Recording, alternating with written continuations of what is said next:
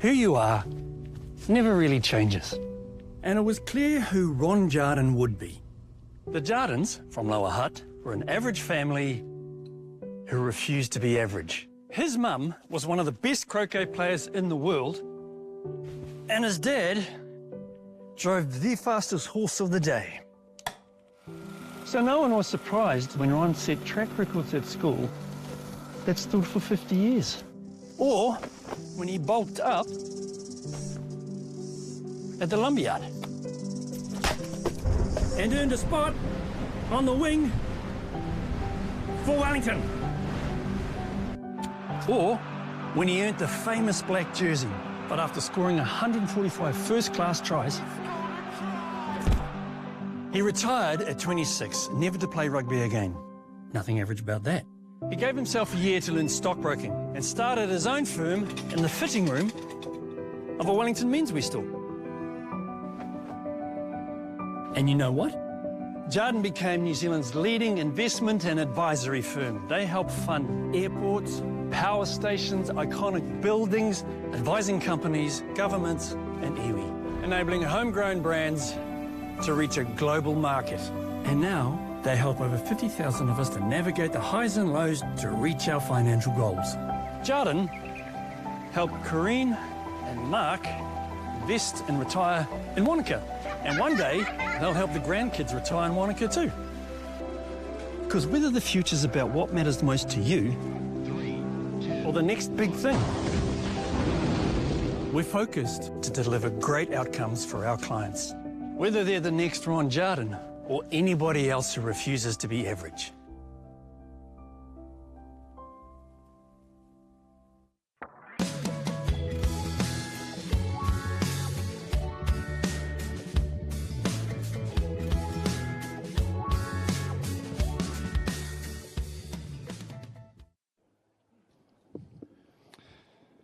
Yes, good morning and welcome to the magnificent Howick Bowling Club for this day 3, the finals day of the Auckland Bowls 242 mixed pairs competition for 2021. My name's Leif Selby and I'm joined by General Manager of Auckland Bowls, David Ball. Good morning, David. Good morning, Leif. It's going to be an exciting day today, for sure.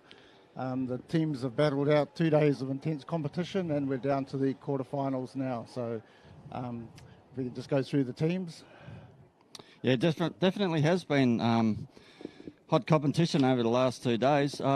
Brought to you this morning from the Henderson Club is Josephina Mitchell and Scotty McCamish, and they'll be playing against from the Point Chevalier Club is Alex Reid and Jenny Stockford. This should be a classic mix-up, this one. Absolutely. They both had 3 good wins yesterday in the post-section qualifying, so anything could happen in this game. Alex Reid is a semi-finalist last year, so he certainly has the skills and experience to make it a tough battle for Scotty and Josephina. Yeah, looking forward to this game, especially the first game. There'll be a bit of nerves out there this morning. A little bit of overnight rain, so the green conditions will have changed slightly from yesterday.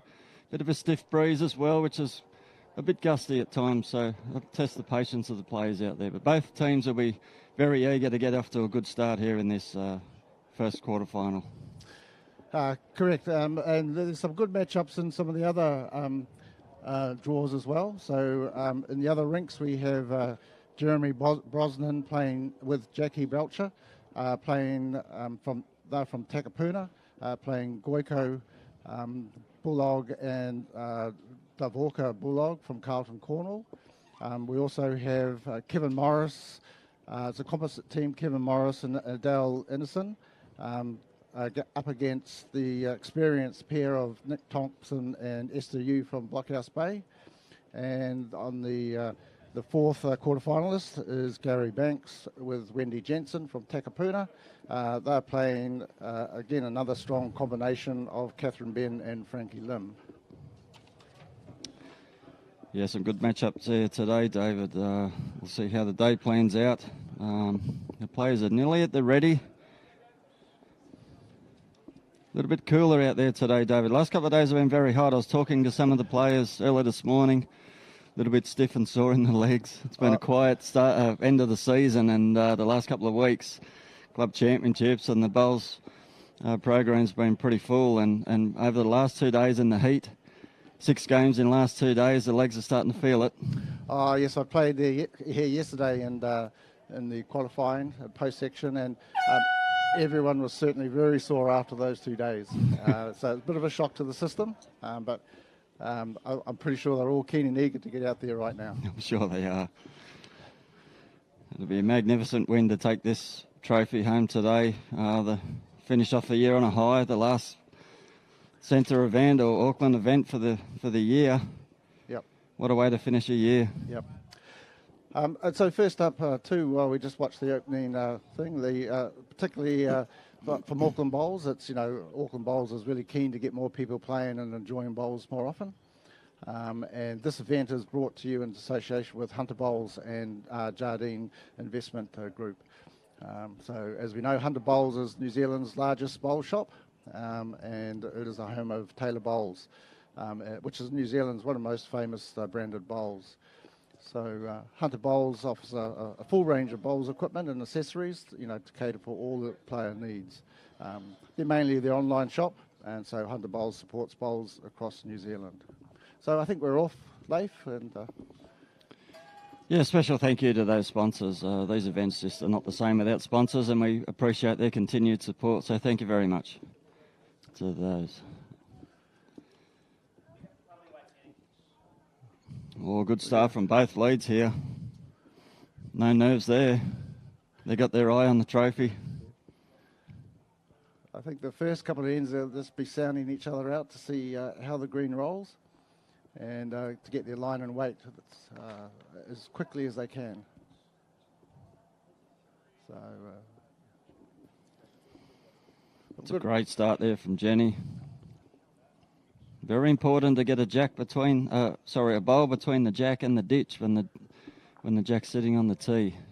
She's done that straight up, which automatically puts her team in a good position. Look, these greens are running around about 16 to 17 seconds, and I'm pretty sure they'll speed up over the course of the day, which is what happened over the last 2 days. That's a fantastic start from both ladies. Let's see how the boys can respond to that.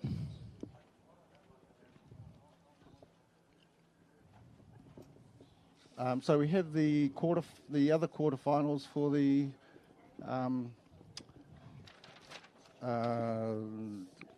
plate round, but we'll get those to you later on. We just don't have those close. Just don't have that with me, mate. Oh, here we go. So under the plate, we have Ted Walker and Helen Blick. They're up against Jane Field and Stephen Ramsey. The next group is David Nightingale and Jamie Chen from Remuera, up against Ian McKenzie and Kaiko Kaurahara from Takapuna. Colin Boyle and Rosary Selleck from Epsom, up against Stephen Kerwin and Marianne Colton from Balmoral, and Maria Smith and Kailani Mota for playing Andy Ellis and Lauren Mills. We'll bring you those score updates as we go through the session. This is a very good opening end from all 4 players. It's going to be a good contest, this one, Dave. It is indeed. Alex is a very experienced and successful bowler. He currently works for Bowls New Zealand as a communications, coaching and events person. And so he's been with them 2 or 3 years now, and actively involved in the New Zealand Nationals coming in. Oh, look at this, Scotty McCamish. Heavy bias bowl there, it looks like. 2 beautiful draw shots to open up the match.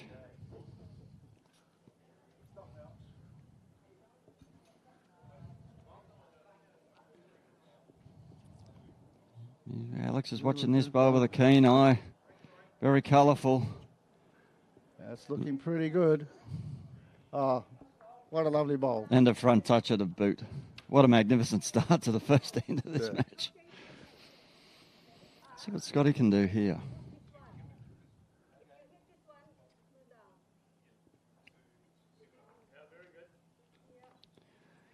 The he's going to be applying a little bit of weight. Staying on the forehand.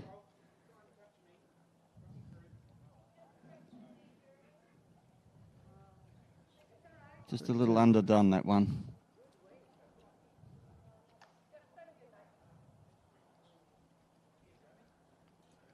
Surprised that he played the forehand there, Dave. Absolutely. I thought his backhand would have been the shot, a little bit more weight. But however, you know. Certainly looks inviting from the mat, but he did play 2 magnificent draw shots on the forehand.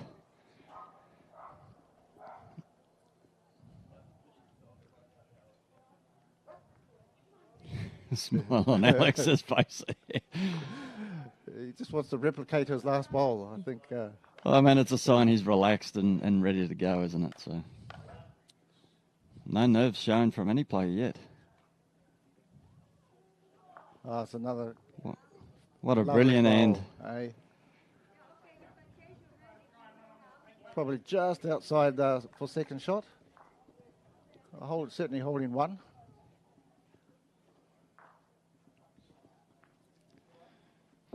See how wide he is out there. It's a heavy bias bowl. In he comes now. Watch him come back. He's very close here. Oh, no. Oh. That's unlucky. He played the beautiful weight. He played the right weight for the shot. He couldn't attack too heavy because his bowl was sticking out there, that black bowl. Didn't want to remove that one. Just a fraction wide and turn Alex's bowl in. I think they could be 3 down at the moment. Let's see how Jenny's nerves hold up.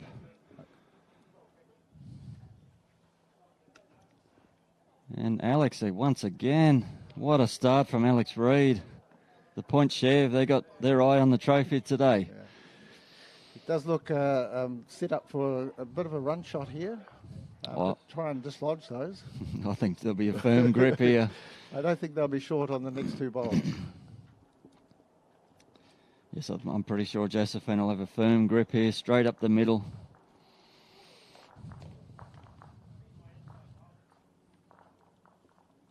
She might be feeling some nerves now. There's a big moment in this game, the very first end. Yes, you want to try and cut it down. There it goes. It's definitely got some weight. Line looks pretty good. Very close here.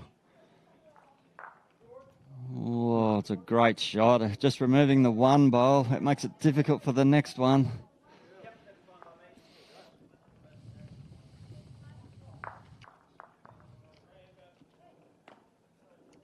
Jenny's going to try and put a cover bowl in around the back. I think that's going a little wide. It comes back inside the boundary peg. It'll have value. Oh, look, that's a heavy.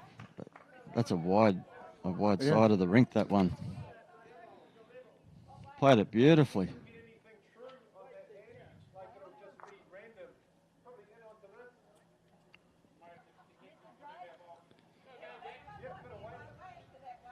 Yeah, not much of a target to hit this time. She's very close with the first bowl, though. Something very similar. She's watching it very keen. Might be a fraction wide, is it? Yeah. It was a tough shot to play, that one, David, on the very first end. It's really difficult. It looks to me that they're 3 down at the moment, so Jenny has got her bonus bowl coming up now. What a magnificent end from Alex Reid. First end, he put 4 within a 2 towel. Yeah. That's how you want to start. That's how you want to start a match.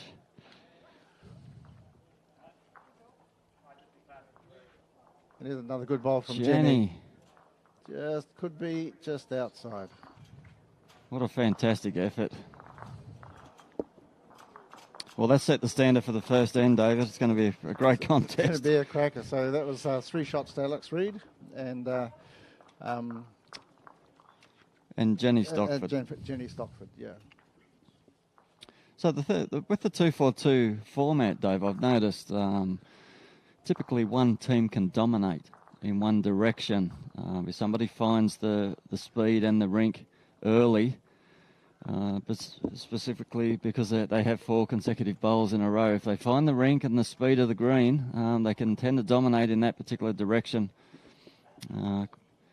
Yeah, definitely. Particularly over the last couple of days, there's been an up and down wind, and so you've been either bowling against the wind or with the wind. So 2 entirely different speeds you've got to adjust for, so it makes it quite difficult. That's always the most difficult. Look at this. Alex Reid's Reid's on fire this morning. What did he have for breakfast? That might be a secret. I'll ask him after this game.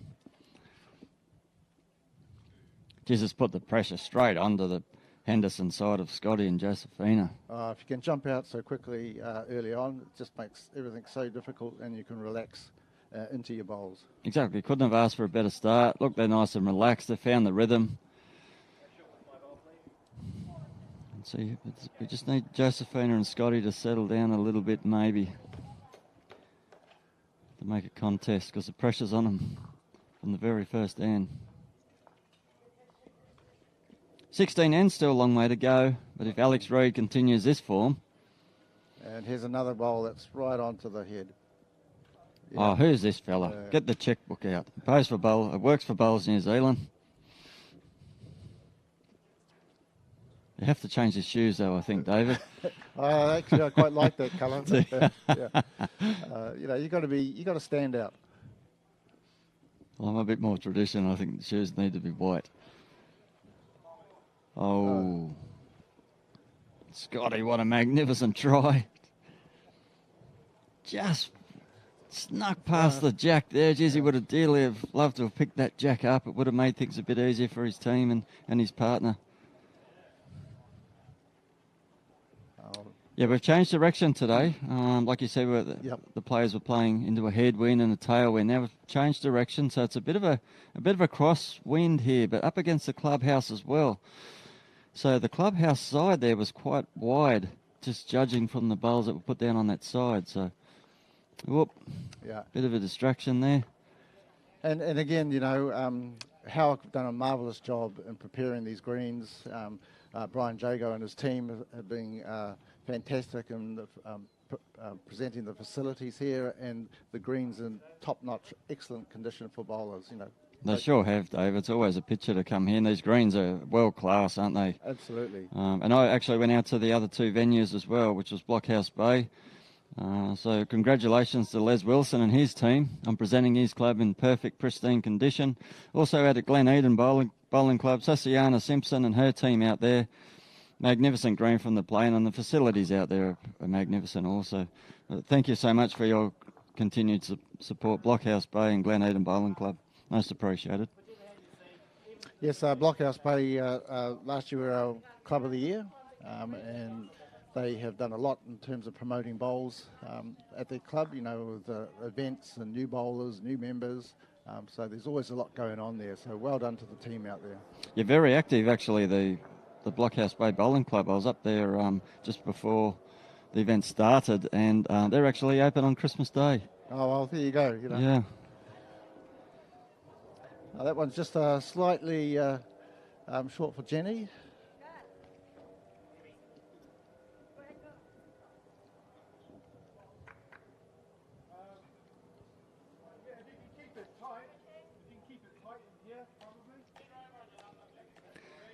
So forehand draw was the call from Scotty.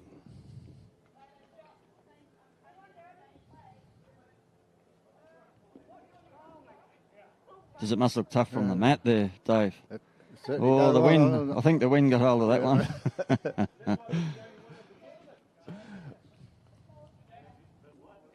Back in the day, that used to cost you, in Australia, it would cost you a schooner, but it probably cost you a handle over here. Over here, I think it was a gold coin. Yeah. Gold coin, was it? Yeah. Fair enough. And a lovely bowl by Jenny. Oh. Again, but certainly in a great position. It is a wide rink on that side of the rink there. It's got a heavy finish on it. And another weighted shot here from Josephina. Very close, is she? What's she going to get here? Oh, and the chip and low. Look at that. Reduce the count to 1. Well done. I think she wanted to play that with the previous bowl too, David. I think. I think so, and it wasn't a big target too, to be honest. Just have a look at the bias, the finish on this side of the rink here. Beautiful weight from Jenny. Again, it's another bowl in the head. Yes, well, she just crossed the head with the previous bowl and didn't want to disturb it. Give Josephina a look at that jack. She's looking at the...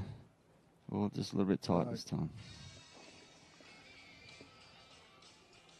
So a little bit of aggression from the Henderson team. They haven't had much choice, really, but Point Chev are peppering this jack, making it very difficult for the Henderson team of Josephina and Scotty to settle into a rhythm. They've had to play the full range of shots over the first two ends. Certainly, and I think Scotty's got to make a decision whether he's going to be aggressive here or go for the draw. Certainly doesn't want to lose his bowl. No, well, Josephina's bowl sitting there jack high, so he'll see that from the mat. He knows if he can just beat that or sit on that one, there's a chance of getting shot.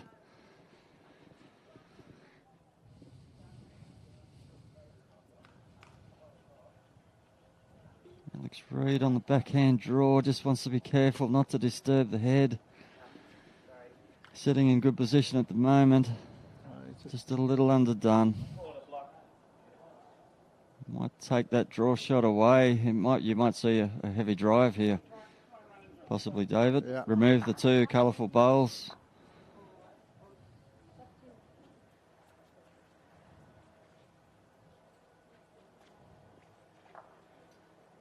No, it's just a draw. He must feel confident to draw the shot there.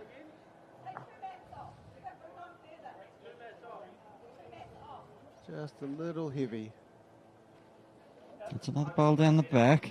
It's another option for him. It all depends on what Alex does here. He can draw another good shot and put it right next to his shot bowl and present a target. I'm sure he's aware of that with his experience. A 3 on the first end and pick up a nice 1 on the second end. Tell you what. Pretty good. Just doesn't want to disturb that shot bowl, and there you go. Very unfortunate there. Picked up a 3 on the first end. He may even give shot away. Oh, no. He'll be disappointed with that, Alex. He held one good shot there. That would have given him a nice 4-0 lead. He's just presented another option for Scotty to get the shot here. Possibly a couple if he can trail that jack. He'll be looking for that.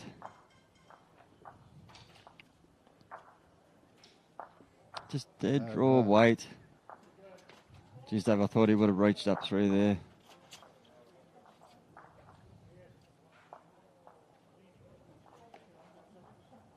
He would have been able to see that jack from there in Josephine's bowl. Elected to try to draw. Yeah. Just a metre of weight in there would have been ideal. Very difficult though. Just the 1, I think. Yep.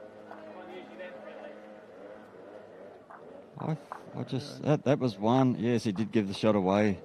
He'll be disappointed with that. Ah, right. So score now 3-1 after 2 ends. Yes, it doesn't take much for the jack to bounce out just a fraction more than you think. Yes, well, he would have learnt from that. 3-0 star, got off to a good start. Held a really good shot right on top of the jack and unfortunately tried to add another one. Presented an opportunity to Scotty, who didn't take it, but he had the shot, obviously, which we didn't. I thought he was still down, so. There's a little bit of relief for Scotty and Josephina. Yeah. I think they can, a couple of deep breaths and start to settle into a rhythm. Well, they're certainly going to be in trouble if Alex keeps bowling the way he has.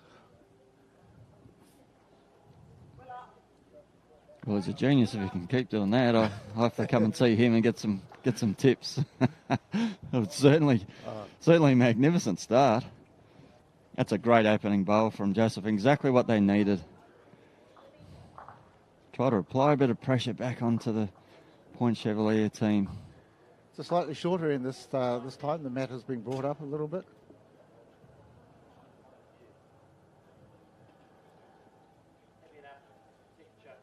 Gee, it's a good quality match, isn't it, so far? Absolutely, and Jenny's weight was excellent. She's responded well. All 4 players are playing very well at this stage, so it'll be game on if Scotty and Josephina can win this end.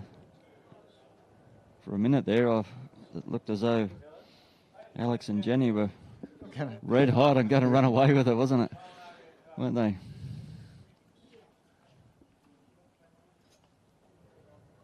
Change of hand from Jenny. Oh, it might be a little underdone too, is it? Yeah.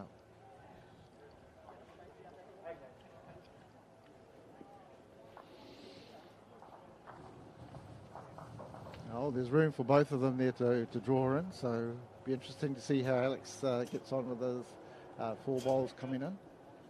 He certainly bowled 3 crackers last time coming down this end. Certainly did. 4 bowls in a row. Particularly for somebody who started a game like Alex has, giving 4 bowls in successions can be pretty deadly. Yeah. Nice and calm, relaxed. Just looking at the Howick Bowling Club, David, they have 2 synthetic greens and 3 magnificent grass greens. And they have plans for a double indoor facility here. That's right, yes. The funding has been approved, and I think they're waiting for their final building consents for it. And so that will go in their 2 artificial greens as one overall cover. And that's going to create a magnificent venue for all sorts of bowls across in this whole region, in Howick and across Auckland in itself. So Brian Jago and his team have done well, done really well to put this whole project together. And I believe building is planned to start later in the new year. Oh, wow. So we're looking forward to that. And we're able to be able to use it for a number of events going forward. So it just adds to the things that we're able to do across Auckland Bowls. Wow. Yeah. Watch this space. A magnificent club already, Howick Bowling Club, with 5 bowling green. Not many clubs in the world have 5 bowling greens. Fantastic asset here for their members, also for Auckland Bowls and Bowls New Zealand, to have 3 world-class grass greens out here and now present 2 indoor covered facilities. Yep.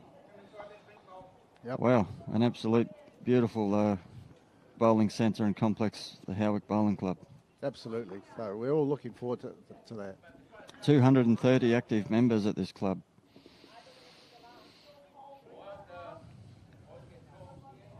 It'd just be hard to get a game here or win a club championship here, wouldn't it, Dave? 230 members. Wow.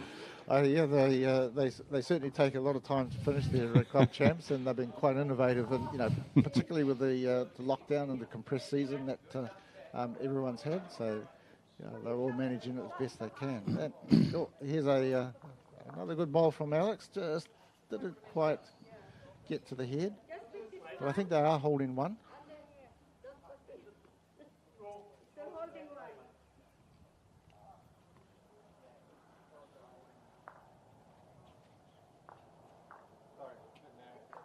Just a bit underdone there, Scotty.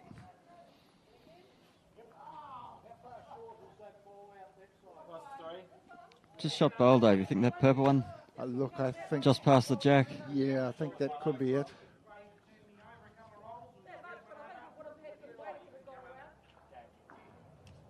There's still plenty of room to draw into there.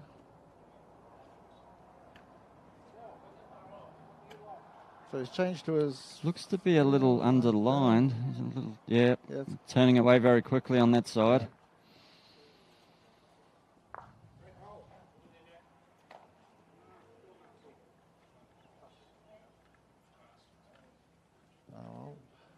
We'll see what Jenny and Josephine can come up with. Josephine will certainly be looking to try and add to the shot that I think they have at the moment. And I think the forehand will be the preferred route for her. Yeah, it's open there. The way that hand's drawing, beautiful draw shot in there. Just got to get the timing right. Bit of a heavy finish on the bowl, so throw it out. Sometimes when you have these shorter ends after 2 long ends, you kind of get overly cautious. Sure. And, which has meant that quite a number of bowls have been dropped short. I think this one's going to turn away unless it has the weight to carry through, and it does. Just through. Yeah.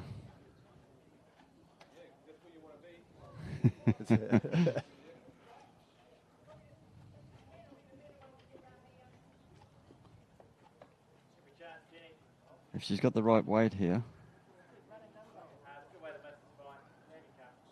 Yeah, here it comes. Look at this for a bowl. Lovely Jenny. bowl.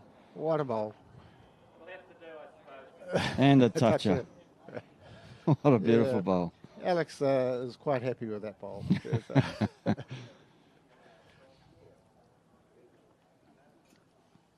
It certainly is a wide hand out there, Leif, Ooh. for Jenny's bowl. It came in from quite a way out. Ooh. Not sure what she was looking at there, but give it a try.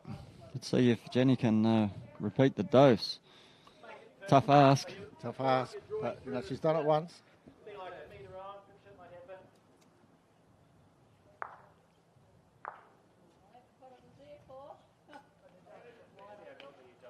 Certainly got the same line. I think she might be a little bit quicker with this one.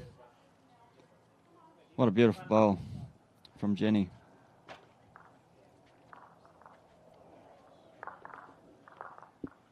So I believe that's one shot to Alex Reid, Jenny Stockford, who now lead 4-1 after 3 ends.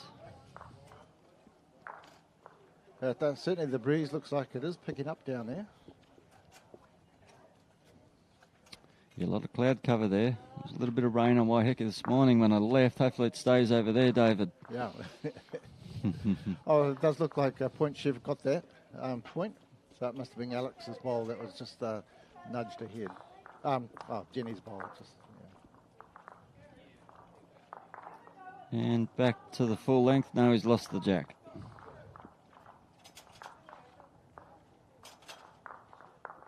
This will be interesting to see what length Scotty decides to roll here. I think he's certainly going to go back. I think it's going to be a 2 metre. A shorter length like last time, or No, I think he's going T to to be T. T to T, I think.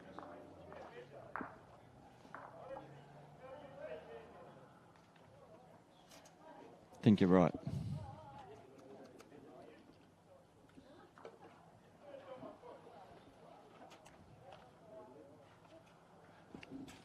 So now's a good time just to, we have the Nationals in Christchurch, the singles and pairs over the 2nd and 9th of January. So certainly want to wish all those Auckland-based players going down to Christchurch good luck for that event.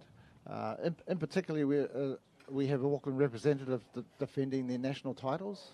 They are Mike Galloway in the men's singles, Jamie Hill in the men's pairs with Lance Pascoe, and Lisa Prideaux in the women's pairs with Val Smith. So certainly good luck to all those representatives, and I hope they do well again this year.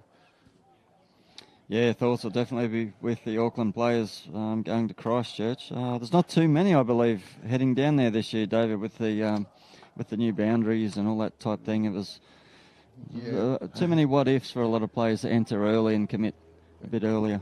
Correct, yeah, it was a bit unfortunate, with the lockdown and travel restrictions. So it certainly did stop a lot of people organising their trips down and getting themselves sorted. So I think there's about 20 or so males going down there, and around roughly the same for women as well. So, and there's another lovely bowl from Alex Reid. And a toucher. Must be something in those shoes, Dave. I like the shoes and the heavy and the coloured bowls. Coloured bowls, yes. He looks nice and relaxed out there.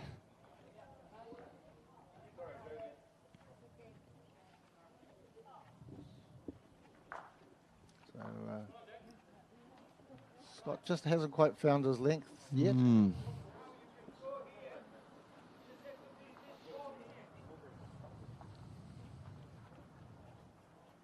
We've seen some magnificent bowls so far from all players, particularly that last bowl from Jenny to draw the shot clean and draw a toucher like that through the gap beautifully on that wide side. That must have given her a lot of confidence. Yes, and Jenny's been playing a long time with Point Chev, very experienced bowler. Is also the club secretary at Point Chev, so not only does she play, but she does a lot of work behind the scenes in helping that club run the club, organising events, and making sure things happen across it. So well done, Jenny. Yeah, good job, Jenny. You know, so the volunteers like that, at the grassroots, you know, they so important in the success of bowls and bowls clubs. Yes, all volunteers are worth their weight in gold at clubs, aren't they? The Absolutely. continued support and the time commitment that they put in. Oh. Okay, that worked out quite well for Josephine. I'm sure she'll be looking to make a few adjustments with that one. But they can settle down now and start to draw some shots for their team. Just need to settle in a little bit, possibly on one hand, just to find a rhythm. Remembering there is a crosswind there and they are up against the clubhouse, which can also get a bit of a swirl effect and make things quite difficult. So get a backhand draw out on that wide side again. Ooh, well, that looks like a bit of a weighted shot coming in. Yeah. Bit surprised by the turn she got there with that one. A little bit overweight.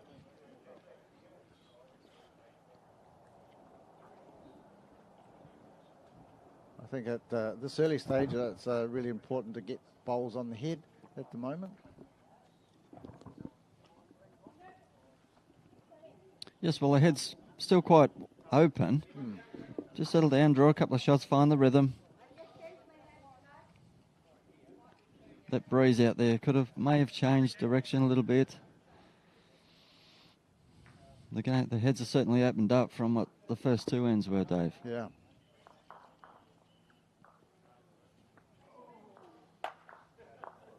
Okay, this has got a chance here. Okay. Yes, there you go. Look at that one. There you go. Lovely shot by Josephine. Got the result. Toucher, one shot for her team.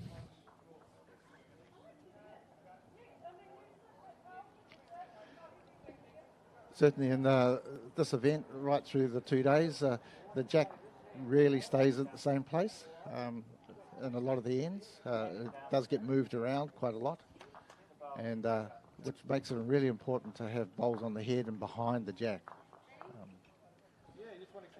Because as we know, anything can happen. Certainly can, especially if you're reaching. But when you're on a fast green with a heavy turn on it, those shots are difficult to play. Josephina again, trying to repeat the dose.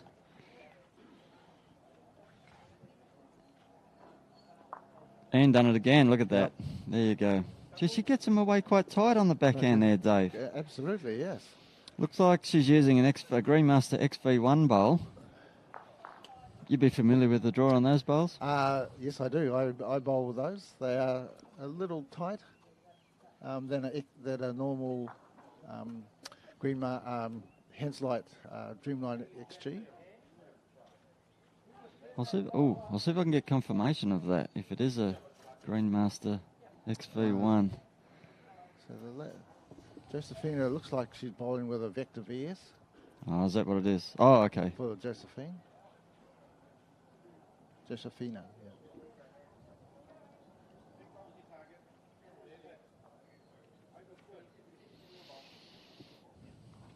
Alex is looking at this. He might be going to play a weighted shot here, Dave. Yeah, looks Look, like firm grip. He's certainly winding up. Oh, here it comes.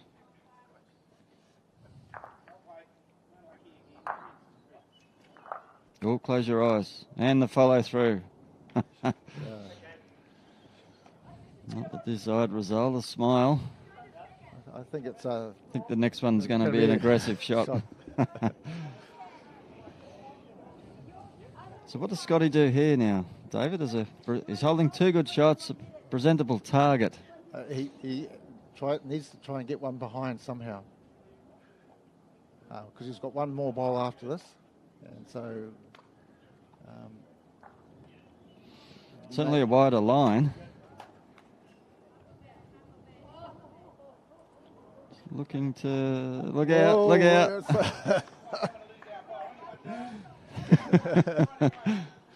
Some fancy footwork there to ensure the bowl comes through. Here's Alex winding up again.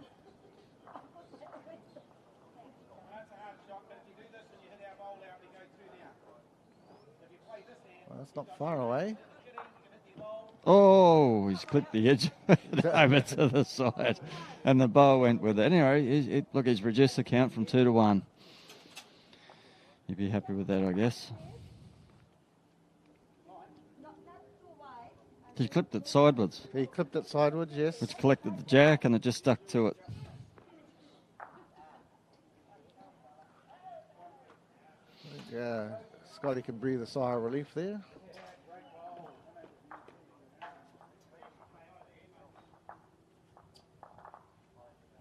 That might be a little... It's coming in nicely. Not quite there.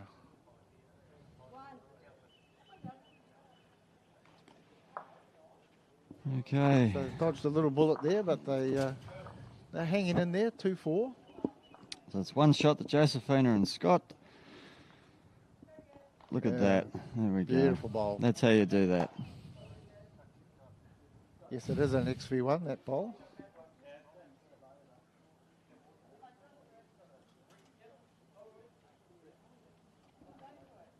Okay, so score now 4-2 after 4 ends in favour of Alex Reid and Jenny Stockford from Point Chevalier.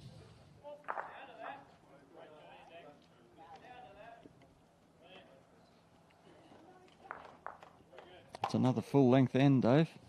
It is. I think this is going to be their preferred strategy for this.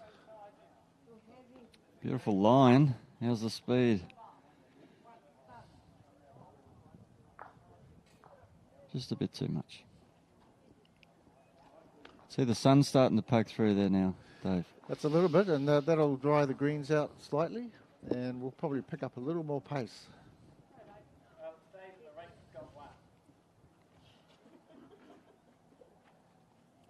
Okay, both players just Not quite onto the quite rhythm. found that length yet, yeah. Yeah, a bit disappointing, yeah. Geez, the way the game started, they were, whoa, wow. Long way to go. 16 ends, berth into the semi-final. And here we are, it's all about the adjustment. What a beautiful bowl. Josephina. So the key to it is if you put a bad bowl down, the next one you just got to adjust accordingly. And she's done that perfectly. Yes, well, the game's all about consistency, isn't it? And making those little adjustments. Very difficult to do. Takes quite a bit of training. And some discipline to be able to do that. Beautiful bowl there. Perfect line, perfect weight. Bowl just behind the jack. Very important when the jack's on the tee. Absolutely. It makes it hard to move because it's a really small target as it is at the moment. So certainly cuts down Alex's options. He has to draw it.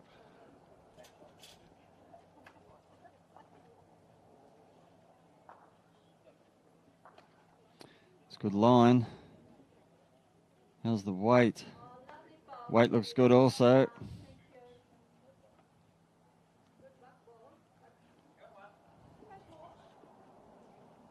Because it turned away. It certainly did.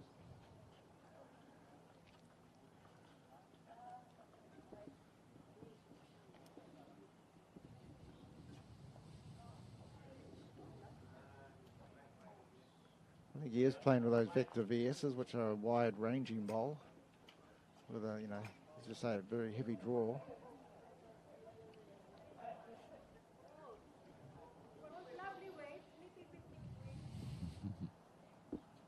What's your thoughts on those multicoloured bowls there, David? Oh, look, I had a set myself, and you get quite used to them. Right. And you can tell by the revolutions, how you're going fairly quickly. Just the different facets of the game. Some people don't like them. They don't like watching them come down. Yes, it's certainly added a bit of spice to the game, hasn't it? All the coloured bowls and now all these flicky and speckly coloured bowls, and you can get, what do you call it, like glitter in the paintwork and stuff now. All the manufacturers are doing them. I think it's all about making bowls a little bit more open and getting away from more of the dour black bowls. And bit more appealing for the home viewers, also to people who don't actually play the game, the community that might be in the club and just happen to see that. Bit of excitement for them. Great shot here. Trail the jack, beautiful. Wow, this game's starting to tighten up now, Dave. Yeah, so Alex Reid and Jenny, they're under a bit of pressure on this, and so Alex will need to put something down. I think they're down 4 at the moment.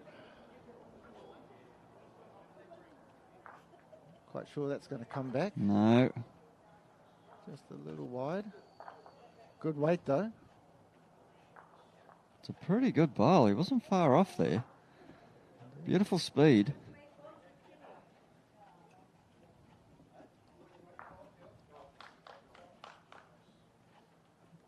More of a fixed stance, isn't it, Scotty's? Scotty, yes. Technique.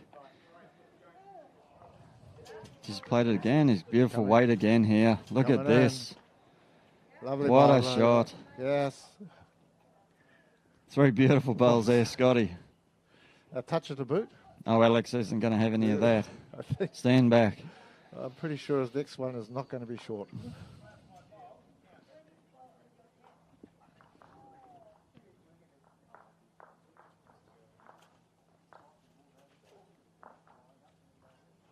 Yep, here it comes. Not too aggressive. He's in control of it still.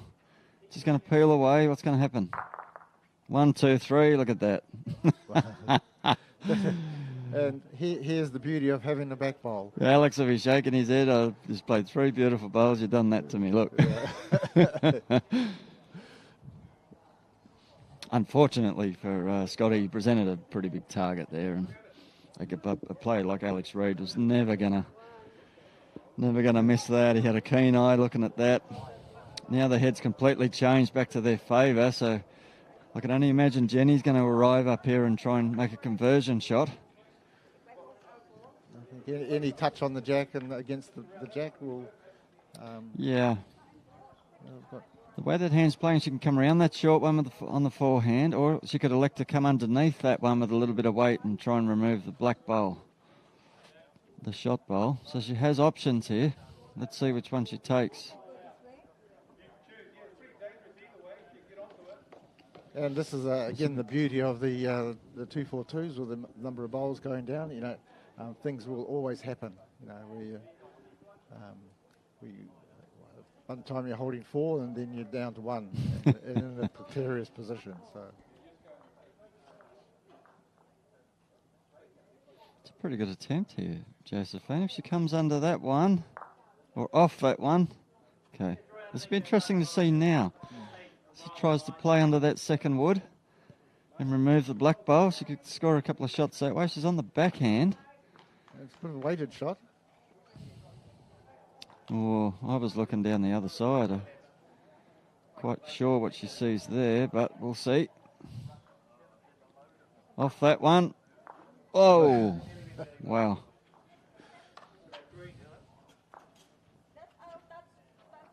I'm not quite sure what she was trying to do there. Was she trying to draw the shot there, or? Yeah, because a bit of traffic there to come through, so...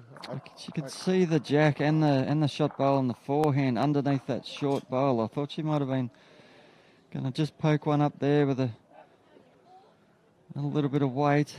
And certainly Scotty doesn't want Josephine to go anywhere near this. More to, it's a covering bowl.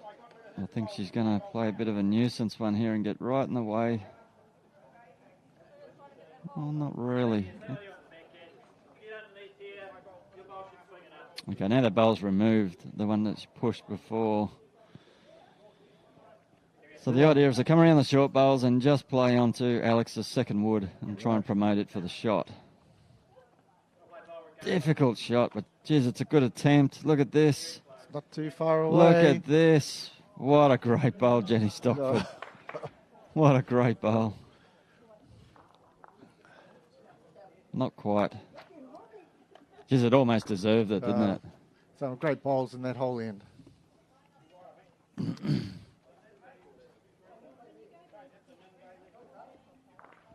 4-3 is the score in favour of Alex Reid, Jenny Stockford from Point Chevalier. 16 ends to be played and the berth into the semi-final. Auckland Bowls 2-4-2 mixed pairs. And for those people that have yet to meet Leif Selby, he's joined Auckland Bowls as our coaching coordinator and performance development manager. So Leif has got a wealth of experience playing through Australia and with some previous titles as a world champion for the singles and Commonwealth medalist and Australia's #1 singles representative over about 4 or 5 years. So, Leif, do you just want to just give us a quick background on yourself? Okay.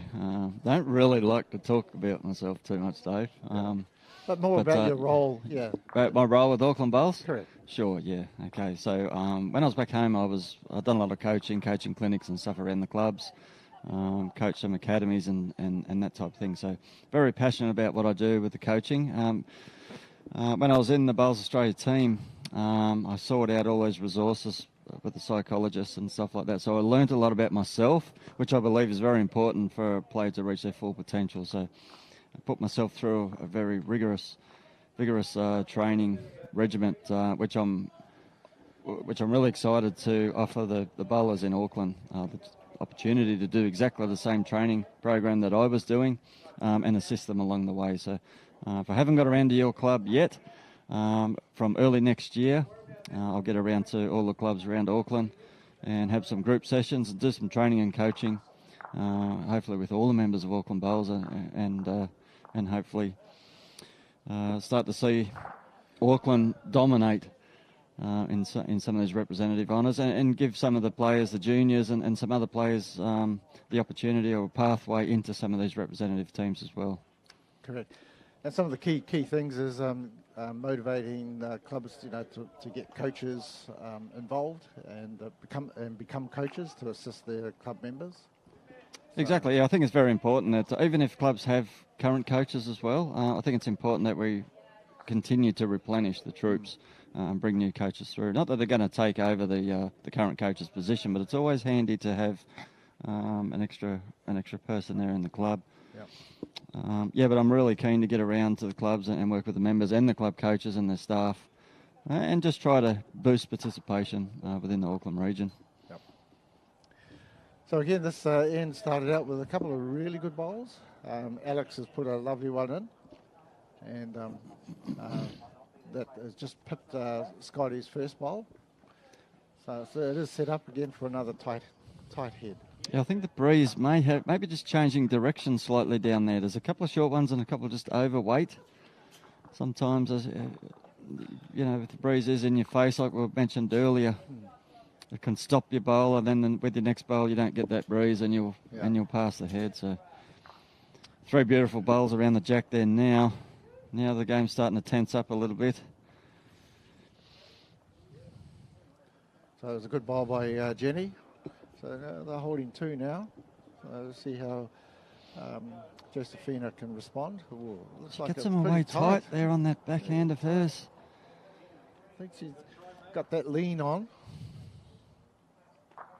And geez. Anyway, set that bowl out. Another good bowl in the head.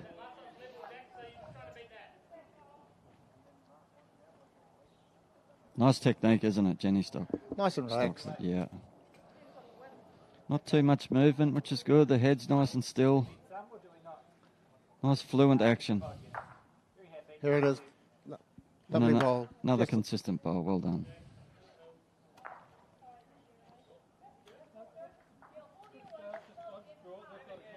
Josephine has switched to the forehand now.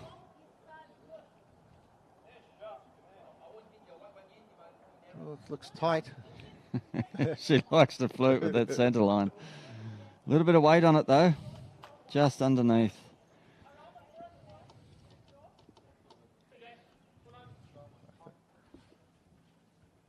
Very tidy technique there from Jenny.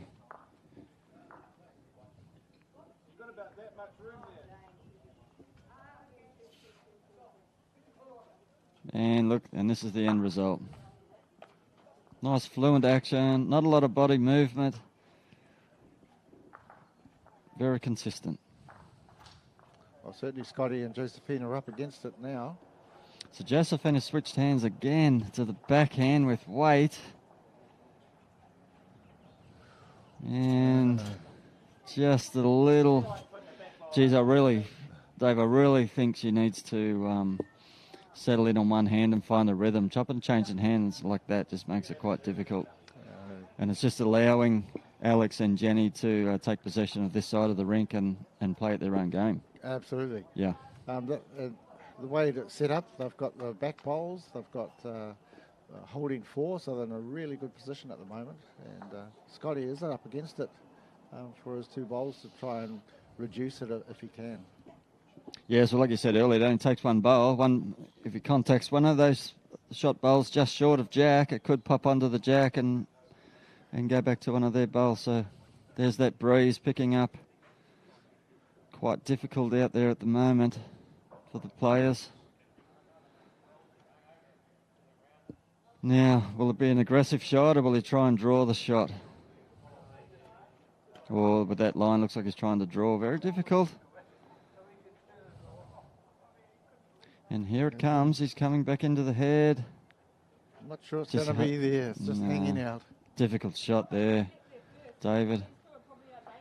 Looks like he's got about 12 inches to draw the shot. And if he's 14 inches away, he's still 4 down. Yeah. You know, I think the percentage shot there would be to a bit aggressive and try and remove some of those shot bowls.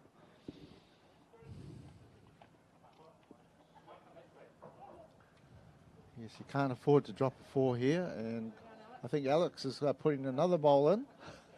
Another great bowl. But there's quite a target there. So he's just said to Scotty, there it is, Scotty, have a bash, mate. Yeah, if he can get that front bowl, I think he can almost take the lot out. Oh. Well, he does have a turning bowl, and he's very close here. Look at this, under the jack. And there you go. There you go. He's just bringing the crowd in. What a shot. What a shot. He left it to his last bowl. I really thought he would have played a big aggressive shot there, but he's played it perfect. Now Alex is singing. Jeez. I think he's going to play weight for that. He's going to play an aggressive shot here himself. Yes, here it goes. Nice control, Alex Reid, with his weighted shots. Oh, looks. Oh, what's going to happen? Oh. Well, that was a 6-shot turnaround by Scott. So, well, there you have it, folks. Terrific end put together by the Point Chevalier team. One bowl brought it undone. Fantastic bowl, by the way, by Scotty. Put a beautiful weighted shot into the head, popped the jack back to his bowl. Wow, a heartbreaker. I'd really like to see the Henderson team just settle into one side of the rink and find a rhythm rather than chopping and change a little bit too much. We've got the results after the 4 ends.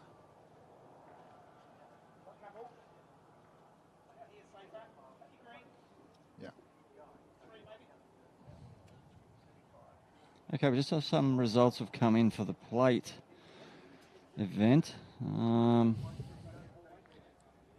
Takapuna team of Jeremy Bronson and Jackie Belcher.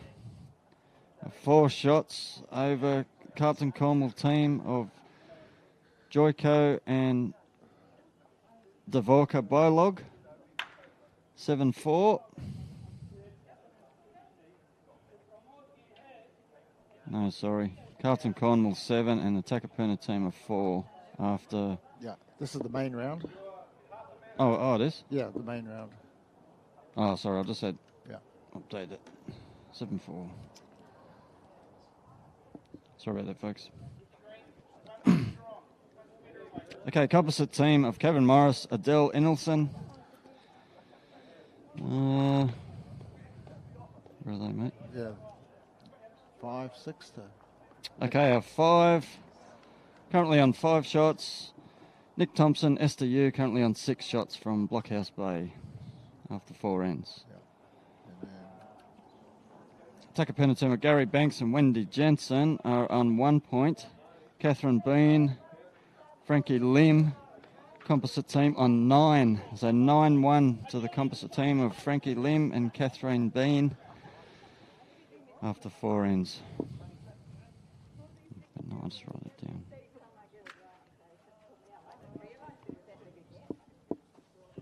Uh, 5-6.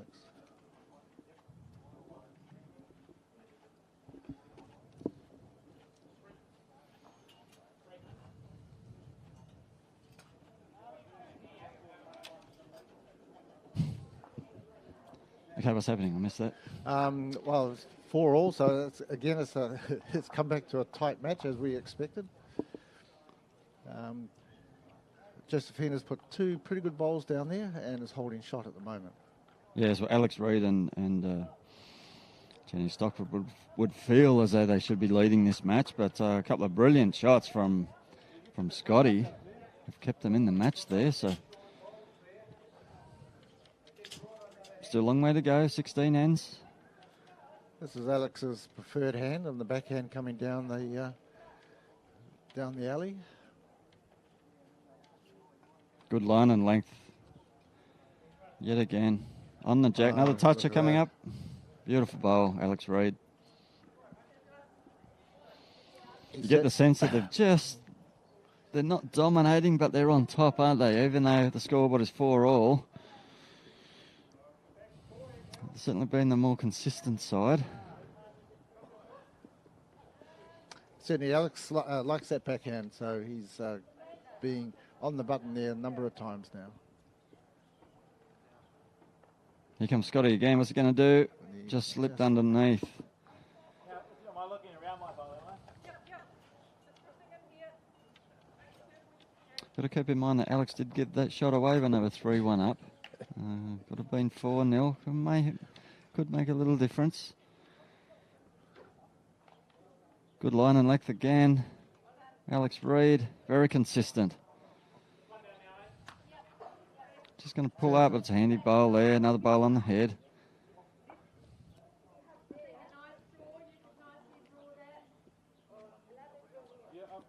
Yeah, I know what you mean. I'm more inclined to come under my bowl. Doesn't seem to be working. Okay, so Josephine asking for a little bit of weight here. Under the shot bowl. Remove the jack or the...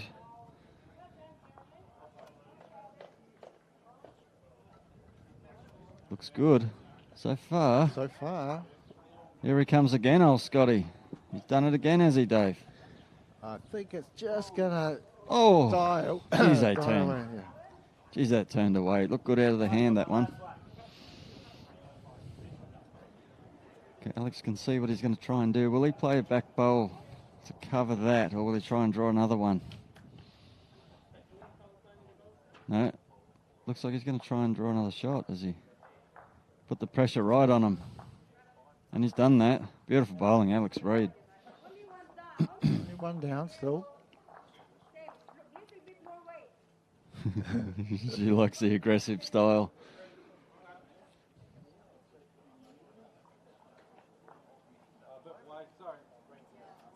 It's got to be careful here. Doesn't want to remove the purple bowl behind the jack. Can see it from the mat.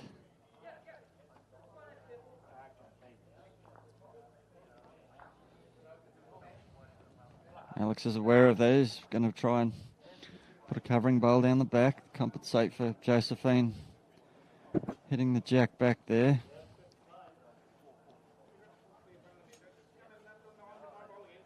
Just needs a clear run. No.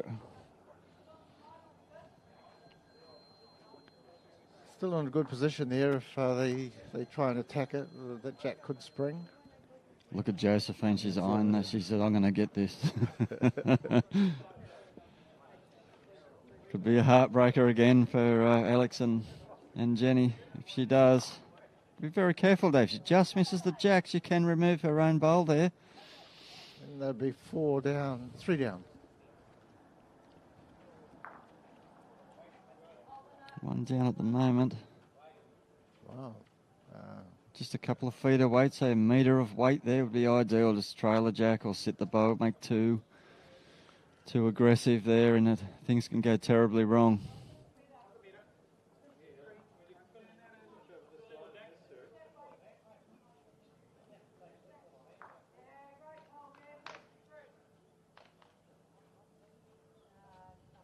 Well, she's played the hard weight. She's played the right weight here.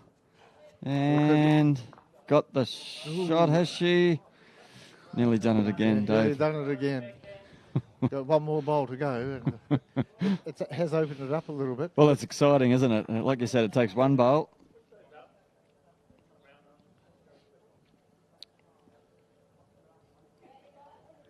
See what Jenny can do here. She plays some magnificent bowls.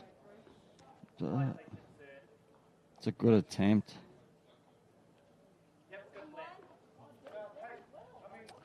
I think... and once again, here, look, sorry, mate. Josephine wants to change her hand and come the other side now.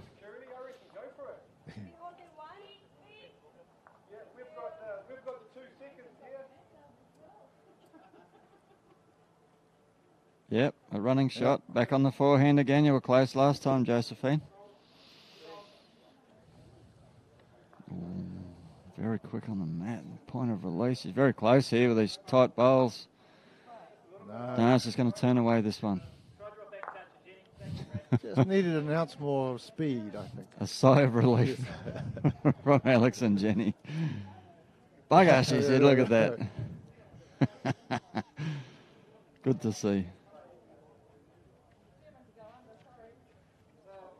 Be careful here, Jenny. And what a beautiful bowl. Wow. And a nice smile. It's a boot. That's why we're sitting up here, Dave, and not out there on the green, eh? Absolutely. And you can see why this game is certainly building to be a cracker. Oh, what a shot. Look at that. Well, it's anyone's game, isn't it, still? Yeah, she liked that one. There's the smile. Look at that. Yeah. Yeah, I can do that all day, she says. The mat's up a little bit now, change the length. Yeah, Jenny's standing up halfway. Well, Josephine, she likes to play that little aggressive shot, doesn't she? It's working so far for them.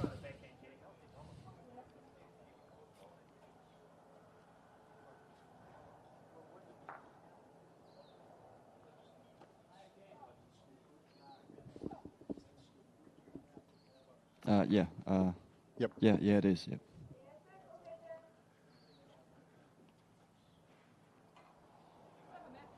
Beautiful line. I'm sure he'll make the adjustment with his next one.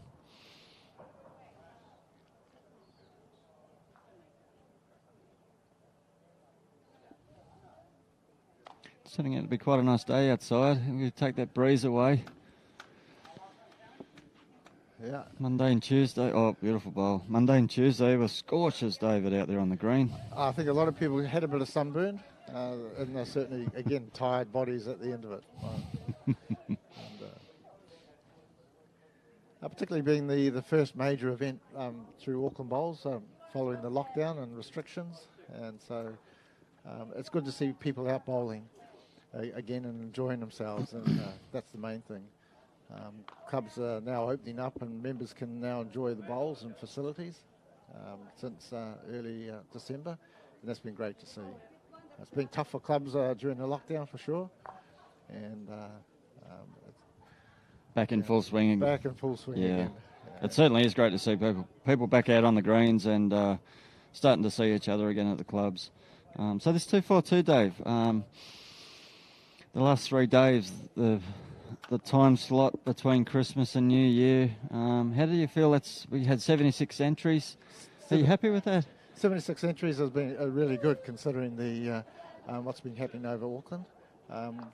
Last year we had close to 96 entries, but that came on the back of the nationals that were played in Auckland last year, right? Singles and pairs, and so this year the nationals they have taken an extra weekend, which meant that we had to change our date for this to become in between Christmas and the New Year, so it didn't impact on the nationals down in Christchurch. Sure. Okay. So it seemed to have worked well. It has worked well. Yep. Given the current circumstances with COVID and club championships are all active at the moment, to fit it into that gap there with 76 entries, you must be pleased with that. Very, very happy with this, and and again, our sponsors with Hunter Bowls and Jarden, very happy to be on board and supporting Auckland Bowls for this.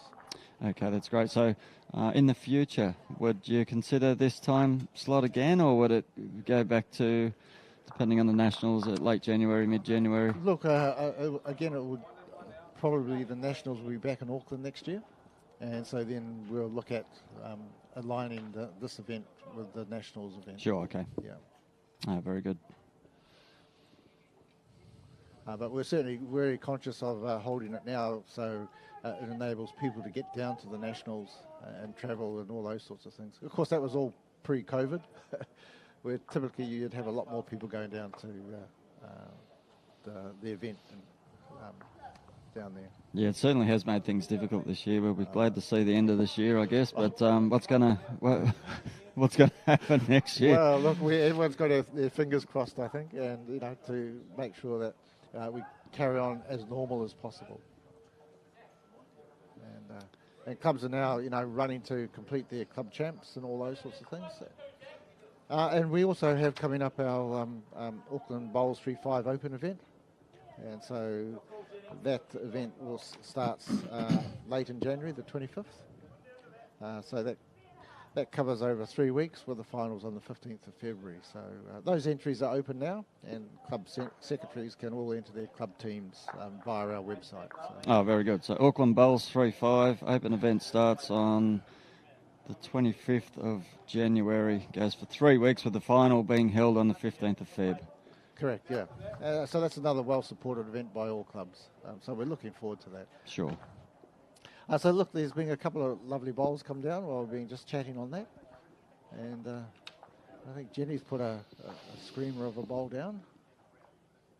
And we've got more of a... Same thing again, if you move the jack 8 inches, it's great. So Jenny's holding one here. Just a little trail of the jack was the call from Alex. Just a lady to do it too, the way she's been playing. Very consistent technique, which leads to a consistent performance. Looks to be on a pretty good line. Look at this, Jenny Stockford. Lovely bowl. Couldn't play that any better. She's certainly hitting her straps over the last couple of ends and putting some great bowls. Yeah.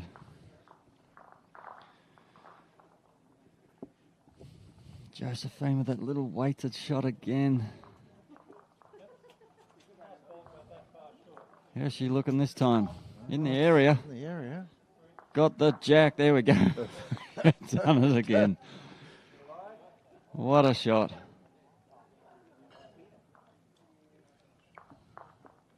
Well, it's right on the marker line, so it's going to be quite difficult. Yeah, so that orange bowl just in front of Jack, that's belongs to the adjacent rink. So who's got shot? We didn't see. Look, I think Jenny's side bowl has got shot. Okay. Looks This like will be interesting. What one of the more difficult shots and bowls is to get one close to a side. Oh, you're right. Yes, it's definitely Jenny. Yeah. Jenny's bowl, just short of jack high. Okay, so we're going to interrupt the head next door. No, Alex decided to play the underneath.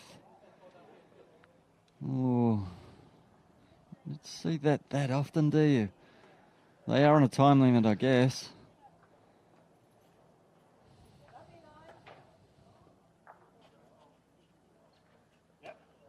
Yeah, tough to do. It's tough to do playing the underneath shot there. Oh. Particularly with Scotty's bowl that Yeah. turns a lot. And Typically, for the home viewers, it's generally easier to draw from the outside coming back into the rink. At the moment, they're trying to draw down underneath, so their bowl's always going to be turning towards the out of bounds. And Scotty's going to attempt it too. Very difficult shot.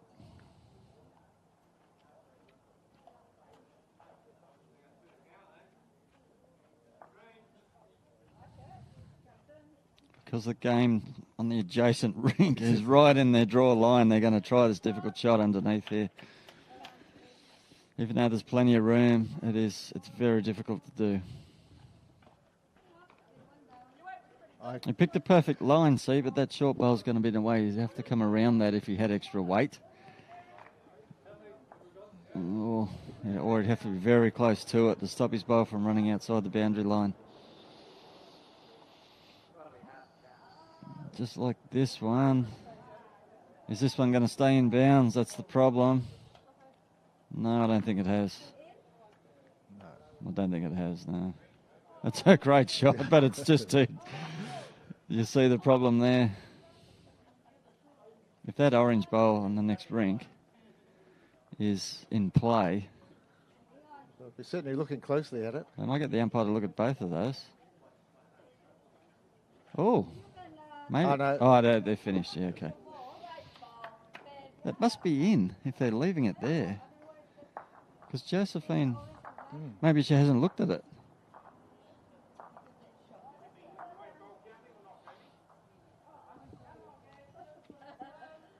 They must be happy with it. It's a critical bowl.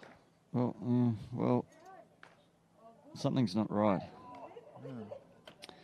Because that orange bowl from the adjacent rink mustn't have been inside their boundary line because it was on the right-hand side of Alex's bowl. So that's... Yeah. Oh, anyway. One was the call, was it? One or two? I'm a little confused there, but maybe in the camera angle.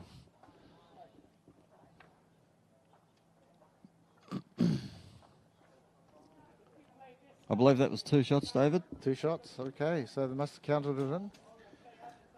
And we can only put it down to camera angle, I think.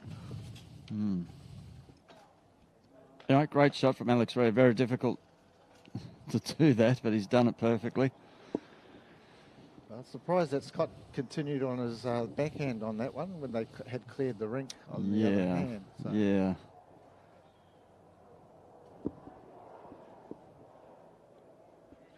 Oh, it's easy for us to commentate from up here. Oh, it certainly is, you know. Good opening by Jenny. Just has impressed me. Very consistent on the draw.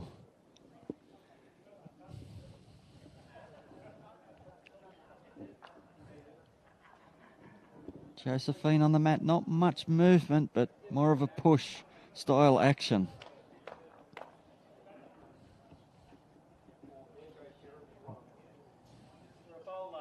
It's a good bowl behind, good starter, good line.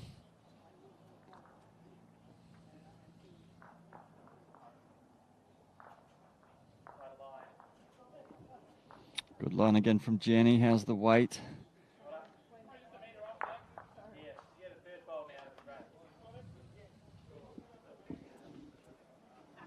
That breeze has definitely changed direction a little bit. Starting to swirl around a little bit there, which makes it difficult for the players, particularly up against the clubhouse.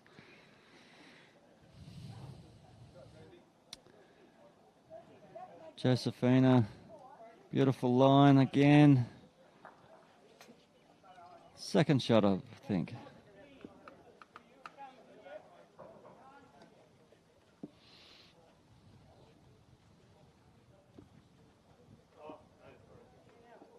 Pooch out for a little run. Don't. Yes, he did. That's a Kodak moment. He's looking at the car tyre now. Who owns that car? He's pretty happy to be out and about.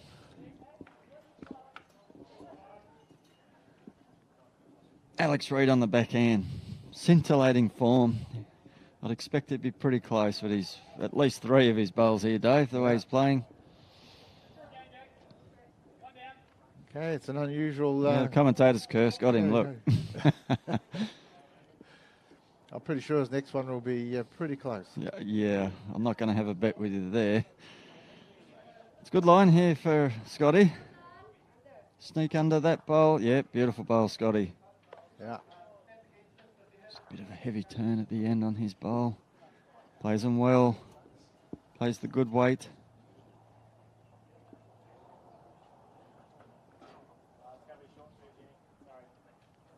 We're not happy with this one, Alex.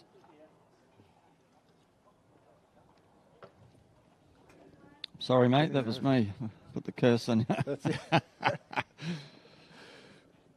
Well, it's most unusual to see two bowls in a row from Alex. Let's see if Scotty can take advantage of this. Beautiful first bowl. Nice line again. Looks like it's coming in nicely. Beautiful weight again. 2 great bowls, Scotty. Now he's putting the pressure on. That's right in Alex's draw line as well, so they need to change. Yes, he has. He has. He's changed to the forehand now. Can see a bit of a pattern here, Dave. Well, Alex and Jenny just get away a little bit on the scoreboard, and then Scotty and Josephina happen to wind them back in. I think this is a key end for these two. Most definitely, yes. Coming into playing the 10th end, so they really do need to score on this end to keep it tight and keep the pressure on. Yes, good call. Scotty's first 2 bowls were magnificent. I think it was a good attempt. I think he's just going to stop on him. Could be still holding 2. It's very tight for the second. Yes. He just needs to get it in there. Back to the backhand. Turn your own. Just arrive with a 2 feet of weight. Give you. Oh, hang on. If I rest that black bar by your right foot, is that the shot or is it a bit shy? This is the shot. It's about that far high. That one there is that much low. So if I was 2 rolls on that, it would be good. Yeah, probably going backwards. Rather than play the back. Okay, there's the call. Just arrive on the draw to turn his own bowl and promote it, or possibly sit the shot bowl.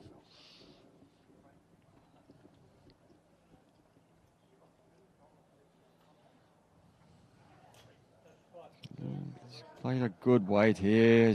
What's he gonna do? Sit that bowl and get shot? Yes, he is. Yeah, lovely bowl. Well, believe he has the shot from this angle. Beautiful weight.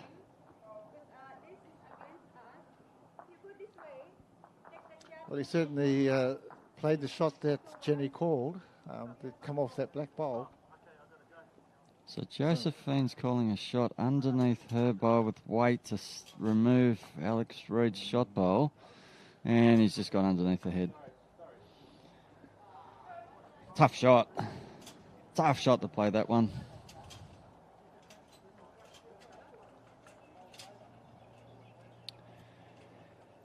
So Josephine calling that shot, I would say that they are down. Looks like Alex has got the shot there. And I'm pretty sure Jenny's Josephine's aggressive style, she'll be looking for Alex's bowl. Oh, she'll be poking up underneath that short one looking for something. She's done it so far.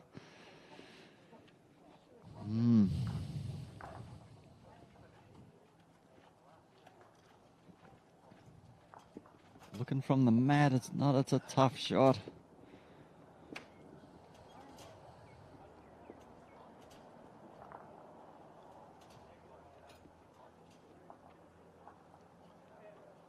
Jenny's running for cover. She's well aware of Josephine's plan.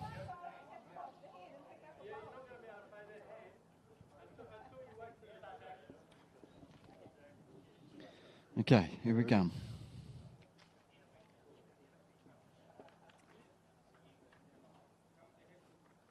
Just ducking underneath. Played a good weight for the shot. It's perfect weight for that shot.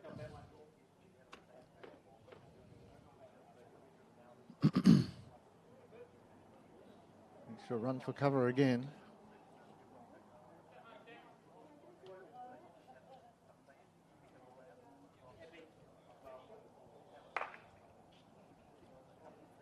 Yep. 2 back bowls, waiting for the jack. Now Josephine changed the hand again, look. 1 forehand, 1 backhand. Careful not to remove her own bowl here, and she's got the jack again. There you go, all the way back. Out of bounds. Is it very close? Out. That's out.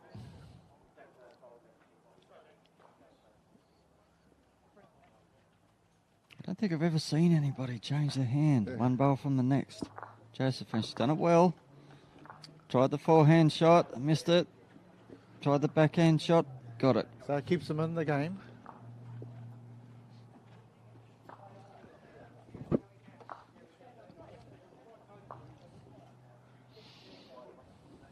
Sometimes you wonder if she saw that on the forehand, why she didn't give herself 2 attempts at that one. I think that there was that front bowl that was in her eye line. Probably she didn't like it. Anyway, adds to the excitement. A kill then. The score remains 8-4.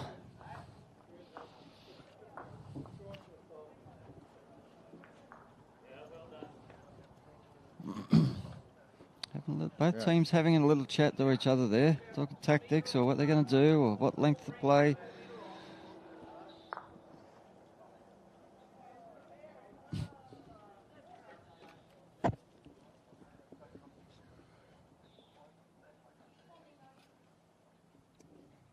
Same length again. Here we go.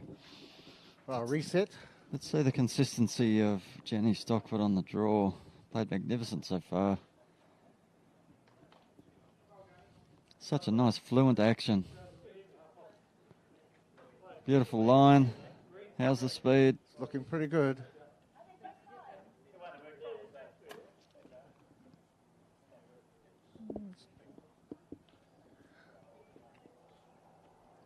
No, not sure which way to go.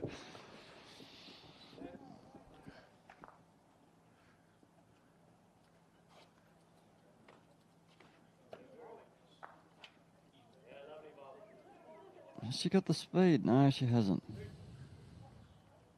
They seem to be struggling more on these medium length ends. Yeah, looking at that windsock, in that direction, the wind's at a slightly like a 45-degree angle. It might be coming around from the side of the building there. Oh, no trouble to Jenny. Look, she can make the adjustment. There you go. Bam. Thank you very much. Another toucher. It must be a good feeling to get so many touches in a game. Oh, Dave? I wouldn't know. You know, you got to keep wiping the chalk off your bowls. Yeah, I guess. I wouldn't complain if I could get them. Good attempt here. Just a little over. Okay. Scotty just needs to settle in with his 4 bowls here and build the head up a little bit.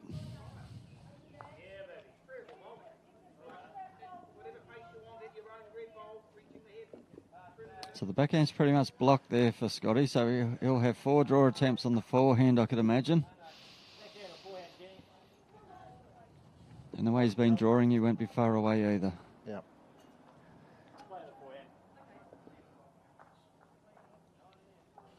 Alex Reid, what can he do? He'd love dearly to jump on this jack early and put the foot on the throat of Scotty. Nice track. Oh, beautiful bowl. Alex Reid. Wow. Putting the pressure straight away on Scotty and Josephina. Yeah. He doesn't want to be playing a running shot now. He just needs to settle in, draw 4, or draw a couple of bowls close to the jack.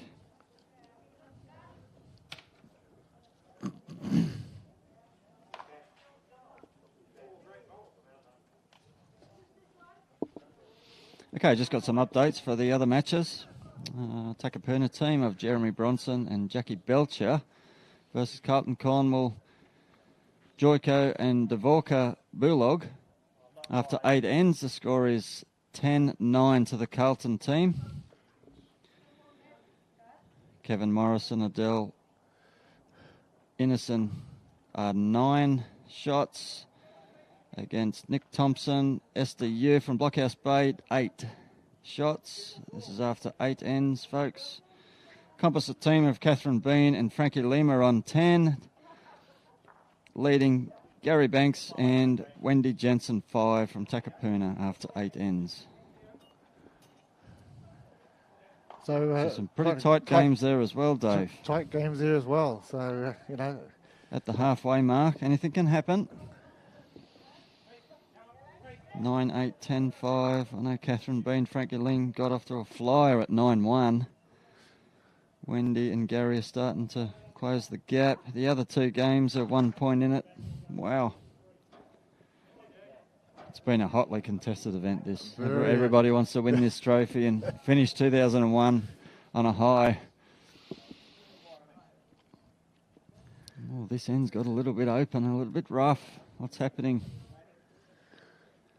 The smile on Alex Reid's face. He's got the lead. He's holding a couple of shots. A bit of enthusiasm now. Look, chasing his bowl down the head. He's happy. He's in a good position. Oh, okay. Josephine says, draw me the shot. Looks like they're down 2 at this point.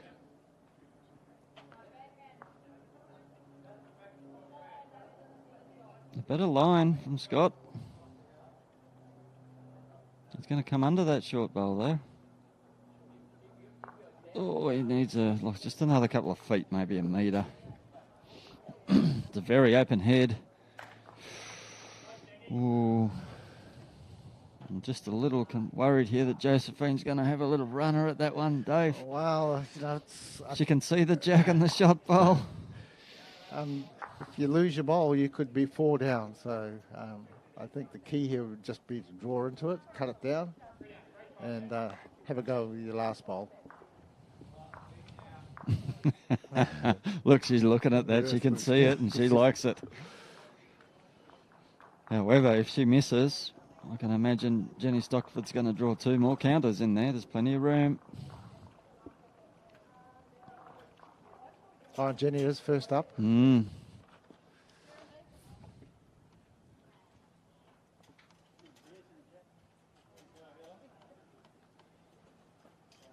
that breeze in Jenny's face there. So it's a backhand.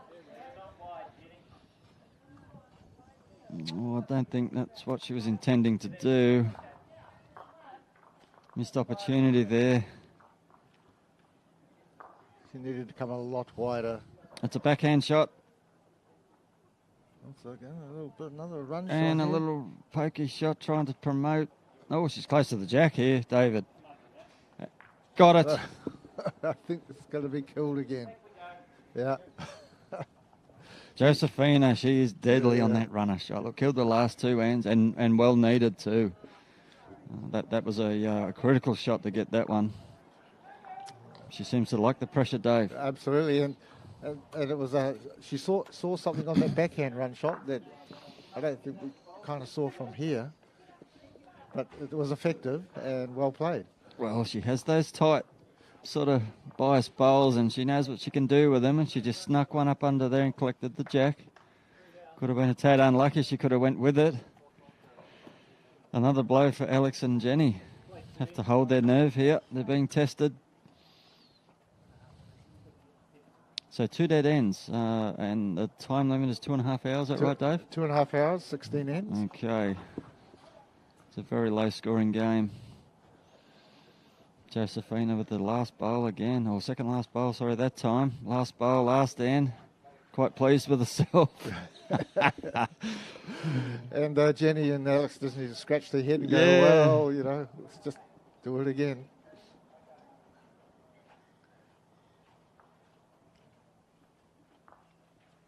Yeah, they're going to a longer end this time.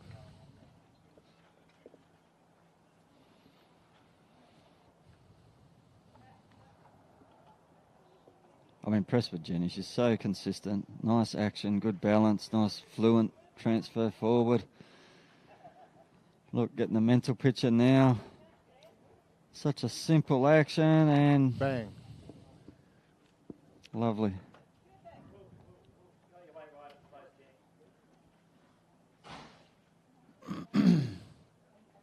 You know, look at that. And again, very consistent, Jenny. Very impressive.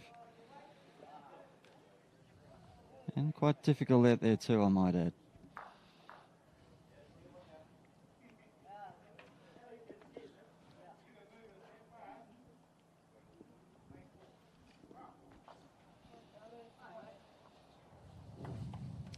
And another good bowl here too from Josephina. Right on the head. Great start from both players. That's what you want. The two guys have 4 bowls, one after another coming up after them. So if their leads can produce them a nice platform, we're going to be in for a ripper of an end here.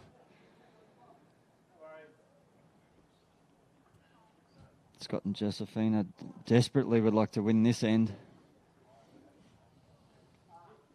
9 ends played on a 2.5 hour time limit. I don't want them to get too far away, too far ahead of them on the scoreboard, so they'd dearly love to win this end. Another good draw shot here from Josephina. Just past the jack, well done.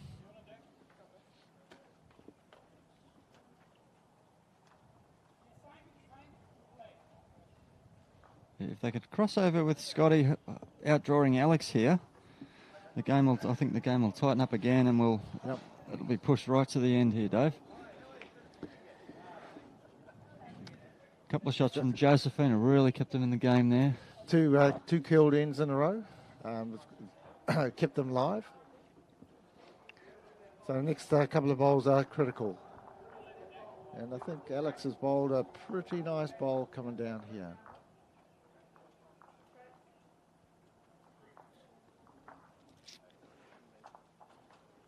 They seem to be picking their line in that direction.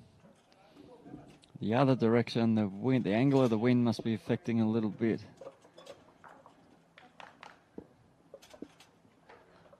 And Scotty's just going to run out of puff too. Good line again. So currently 1 shot to Jenny Stockford. I think one thing the players will be quite happy about is the cloud cover, so it's not nearly as hot as it was last 2 days. So, and so the conditions are a little more pleasant to bowl into. There's some jackets out there. Yeah. The sun's trying to poke through. It's quite humid, I'd imagine. But you're right, the last 2 days have been scorching hot days on the green all day for 3 games a day. Wow. Okay, so Scotty's just struggled with that length. Just overcorrected with his second one. See if Alex can take advantage here.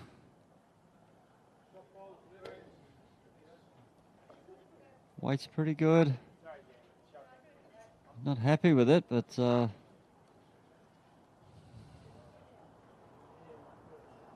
think he senses the urgency of getting another one in there and winning this end. Dave, Yeah. pretty good bowl there in a good position. Not happy with it. Here comes Scotty. Just hasn't found the range. That's 4 bowls at 3 bowls he's had, so he'd be quite keen to get a good one on his last. Put a bit of pressure on. Well, he needs to draw shot, really, doesn't he? Even losing a 1 on this end puts him 5 behind, 10 ends played. Really needs one of his specials. He needs it right now.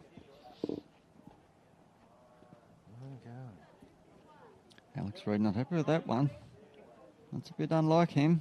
Very surprising. One of your specials needed here, Scotty. You need to get the shot with this one, mate. Pretty good line. How's the weight? Oh, it's just holding out there, Dave. Yeah. Yeah, be disappointed with those 4 bowls. Yeah. They really didn't impact on the head at all. So it really will be up to Josephine to put a couple of savers in. Well, she's got the jack the last couple of ends up. Wouldn't can her out. Yeah, look, Getting the jack again here. I think they're just down the one shot at the moment. Just the one down. Look, if she draws a toucher here or moves the jack 10 to 12 inches, she can make 2.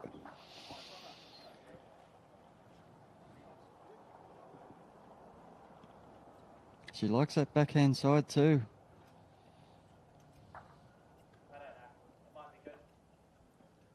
It's looking pretty good, this bowl. But here comes Jenny Stockford again. Look at this.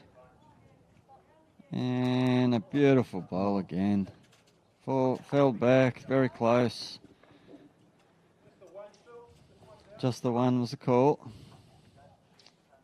Josephina likes his backhand.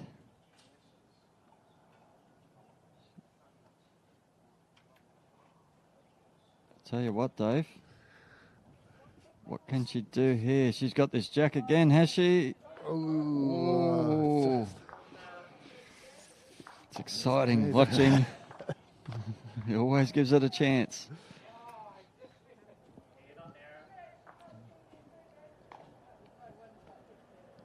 Jenny straight up there, not mucking around, getting the ball away quickly. Well, she's found the rhythm. She's in good space here. And has drawn a second, has she?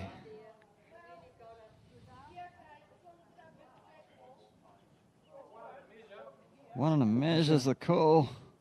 Josephine looking for that jack for sure. She's got a back bowl now. That backhand runner of hers, pretty deadly. It's away. Looks a little wide. Almost tried to come back in. Look at that. She's promoted Jenny's last bowl. Probably see a measure here. Looks like 2. 2 was the call. 2 was the call. 2 was the call. Takes the lead to 10-8 after 10 ends. 10-4. Oh, sorry, 10-4. 10-4 after 10 ends.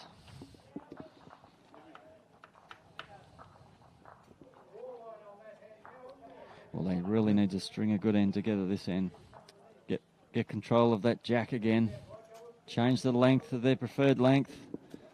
Start to apply a bit of pressure to Jenny and Alex.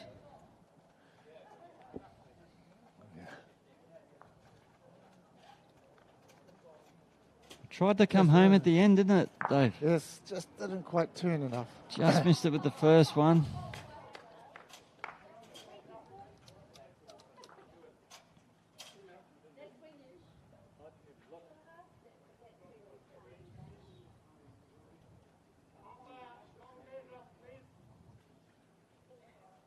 Yeah, Alex just dropped a little short on this one. Leaves a bit of an opening.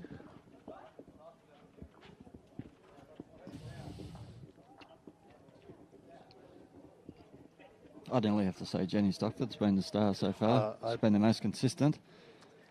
The way the boys started off, oh my God, we're in for a blockbuster. It's just lost their way a little bit. Still been a quality match. The consistency of Jenny Stockford has just stood out for mine.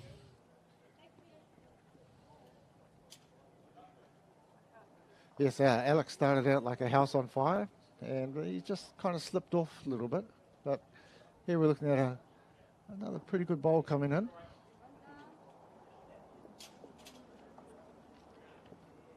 They're in the hit-up area, as we call them in Aussie. Someone will hit them up. But still have to be beaten.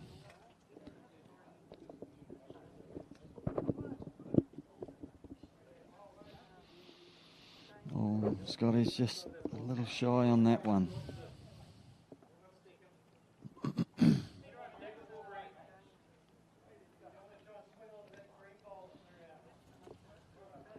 Still some pretty good bowls. I understand it's quite difficult down there with that breeze up against the clubhouse as well.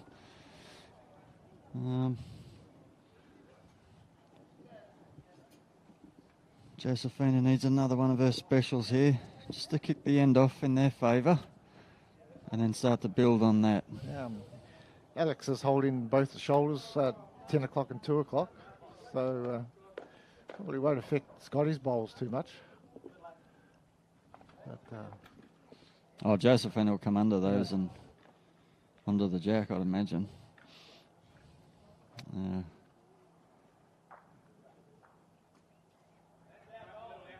See the breeze there coming from behind Jenny now.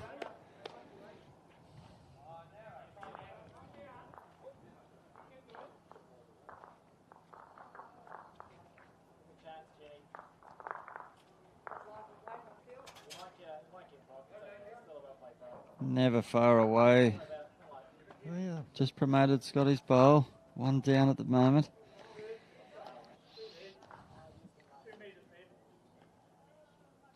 Josephine can play one or two good draw shots here. Put them back into the game. 6 shots in arrears.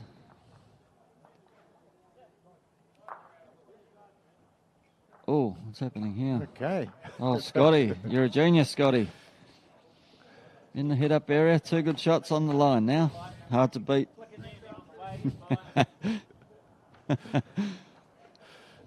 You never know what can happen. Nah. Jenny's got 3. She'll be close to doing something with one of hers. Bowl behind, always good. Josephine draw another one in here. So they're two very hard to get at for any run shots because they're well protected there. No target there at all, David.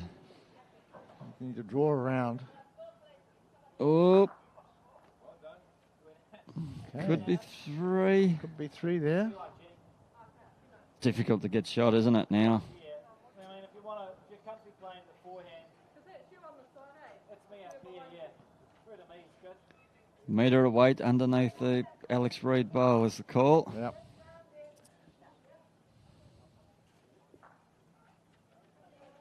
Give me yourself every chance. Miss as long as it stays on the back of the line. And it was a good attempt. Good attempt, just missed.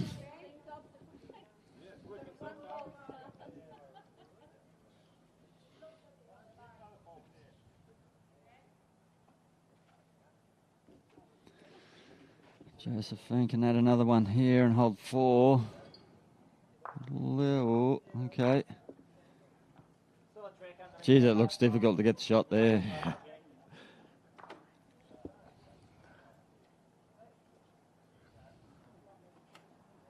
So playing the same shot again, looking for Alex's bowl. Yeah, just need to play the right weight here. Oh, that's made it difficult. Not sure if it's 2 or 3. Josephine. I just don't want to hit that one in. Yeah. Or you could just get one in here. Yeah, Alex is just going to have to rumble up through there and try and change it up with his first bowl. Maybe create a hole for himself. Give himself a chance.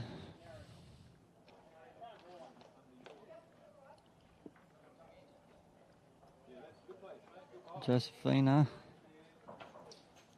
If it stops and falls back, it's in a good position. It was a great attempt. So it looks like they're holding 2 shots from here. Oh, you think it's 2? Yeah. Alex just needs a little bit of luck to go his way here. He's going to Play a little bit of weight and just push up through the short bowls. Hopefully put something on the jack. Or push that through and then run through himself. Okay, if you can remove one of the, even the short bowl on the line there, David, that'll give him a clear sight for his next bowl. Yeah. I think that's the call that they've discussed, so we'll see how he executes it.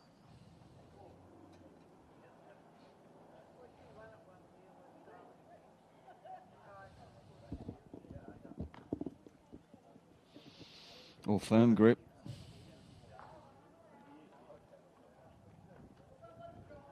Looked a little wide out of the hand. Oh, no. Oh, he hasn't played much weight. Oh, he's just swung underneath and got fresh air. So that's made it difficult now with his last bowl. He has to be careful now. Has to be careful now.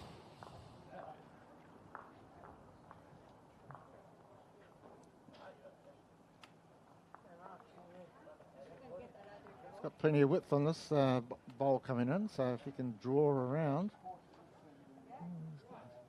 Tell you what, he's going for a back bowl. So Alex has to be careful here, Dave, because if he clips the edge of his short bowl, he can take his other bowl out as well.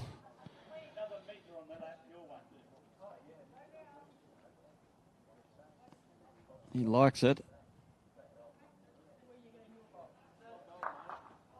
Oh, the chip and lie and got the shot. Look at that. Josephina can't believe it. We're one down. And that was the shot that was called. That's a sigh of relief. That was a tough shot, that one, Dave. Great result. He played the perfect weight for it. And he says, that's what you done to us, Josephina. I can do it too, he says. Yeah. Scotty can't believe it. He's Heartbreaker. Yeah. He's walking up to check the options. I mean, that could be the match right there. I think so. Dave. I don't think Scotty can see it from the mat. No, he can't.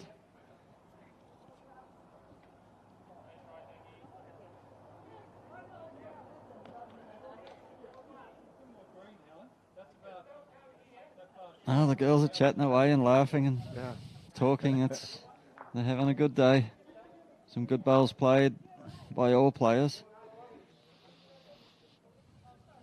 Oh, Scotty's wandering back to the mat thinking, what am I going to do here? Oh, getting a clear mental picture of what he's trying to achieve. Oh, no, he's getting instructions. This is a tough shot, Dave. It's going to go in there.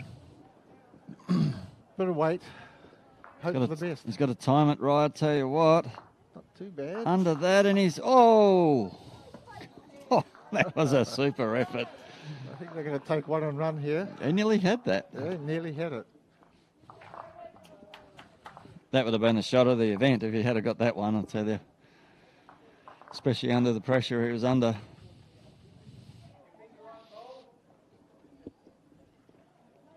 So, one more shot to Alex and Jenny. The lead extended to 11 points to 4.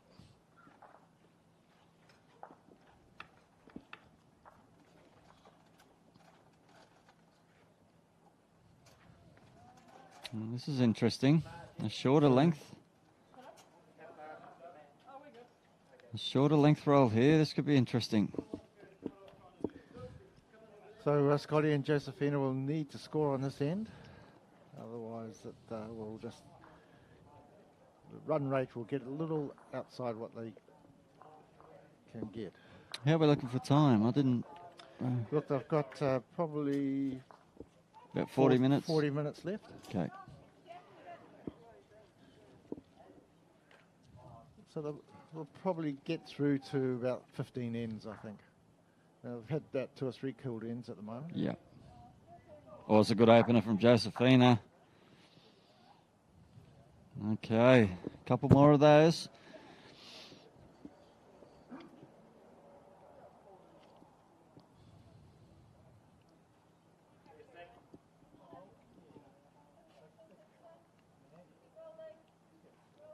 Oh, Jenny Stockford doesn't phase her. There we go. Great shot, Jenny Stockford. 2 great bowls there from both leads.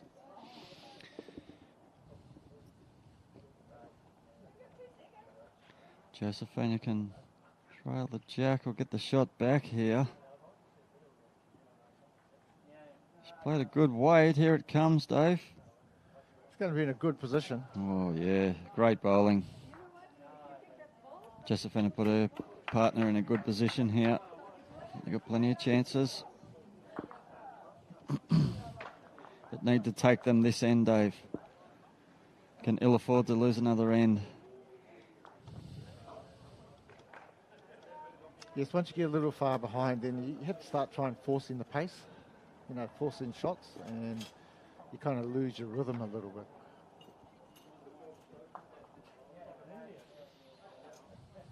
I think the difference may have been here that stood out for me was Jenny and Alex sort of settled into a rhythm on one side of the rink, whereas Josephina and Scott was sort of chopping, changing hands a little bit too much and just didn't settle into their groove quite as early as Alex and Jenny did, and that allowed them to sort of dictate what hand that they were going to play on. Scotty got the jack here, is he? Yes, he has. Beautiful bowl. Beautiful bowl. Exactly what was required. He struggled on this end the last time. Yes, he did, Dave. And then so this is be a sigh of relief for him. So just needs to replicate that same shot. Well, they all didn't really find it last time, did they? It was really only Jenny, and then Josephina come down with the kill.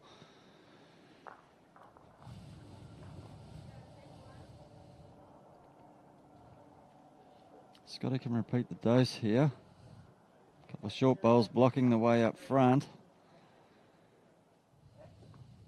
Looks to be on a good line. Here it comes again. He's done it again. Good bowling, Scotty. Wow.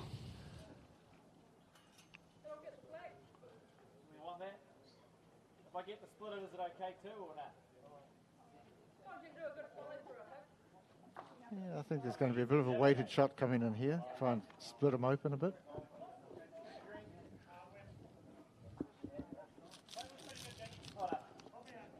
There it comes. Just played that well. Hey. And followed through onto the jack. What a great shot. And made 3 shots for his team, it looks like. Definite 2. But he's done it again, hasn't he? He saw that shot from the mat and said, that's what I'd like to do, and played it perfectly. Got a great result, but played the shot he wanted.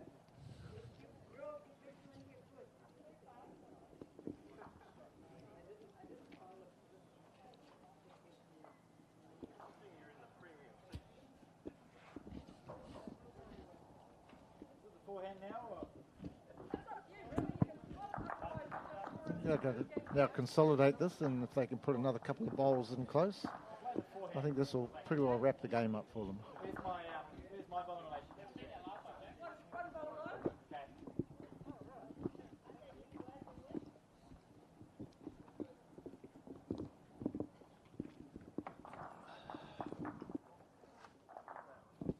Yes, the Henderson team are starting to build a nice head there.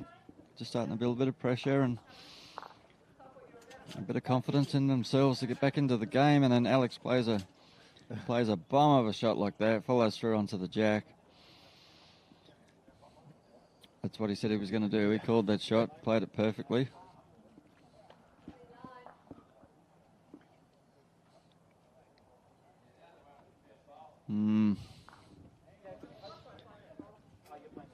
Because Scott had played 2 previous beautiful bowls there, and he was looking at putting 4 in there.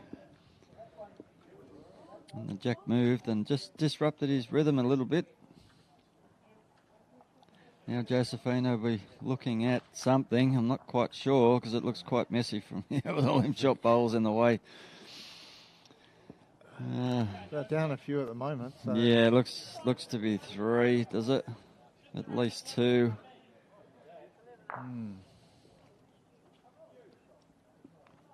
Jenny just needs a clear track here. Find the hole with good weight, and she's done that. That's another counter. Well done. Oh, Josephine, the pressure's on you once again.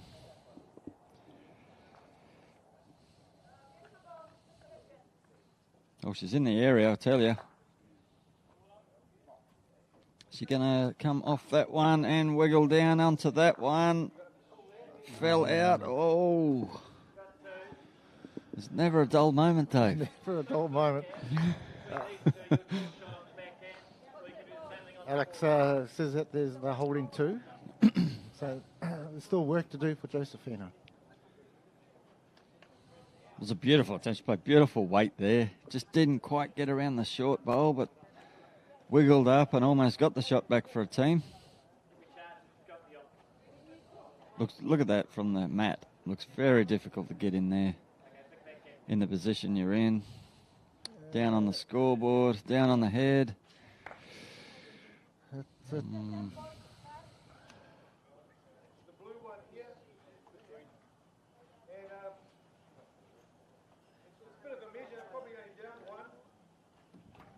Ooh, up and down for 2.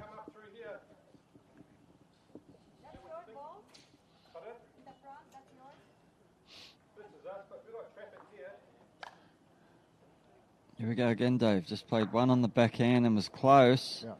Looks as though she's going to change to the forehand again. No, changed the mind back to the backhand. She was close last time. Looks a little wider, this one. Although she might be... No, she's going to hold out, I think. Yeah. She nearly done it again, mate. Nearly done it again. It's going to be a measure, but... Definitely one shot to the Point Chevalier team, and the measure for the second.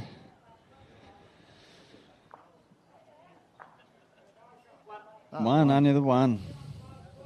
So she reduced the count from 3 to 1. Possibly 4 to 1.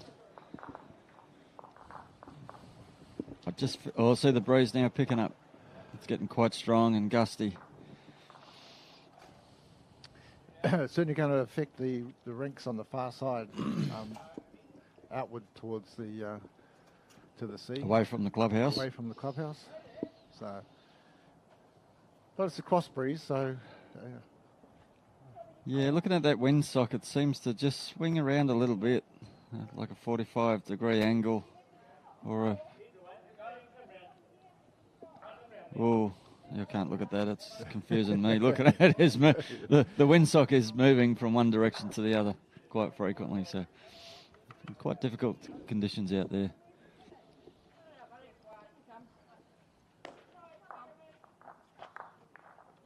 Good stuff from Alex, just keeping that pressure point there.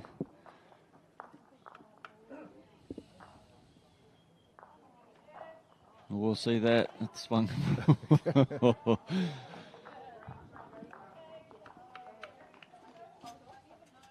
And if you had the last bowl in your hand to win or lose the game and you looked at the windsock, that'd be a nightmare, wouldn't it?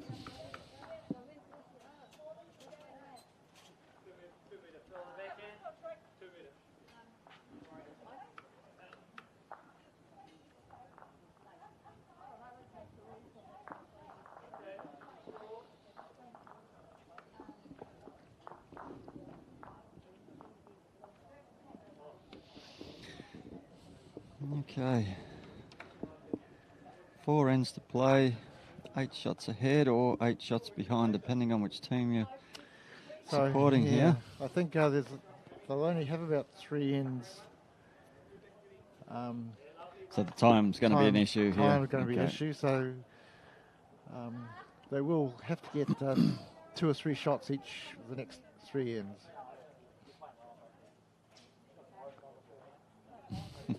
Hell, I just kicked that, Jack.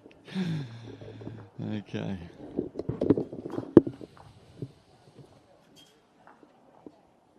We'll see if we can get some update scores on the other quarterfinal matches. So we're quite tight. That last update.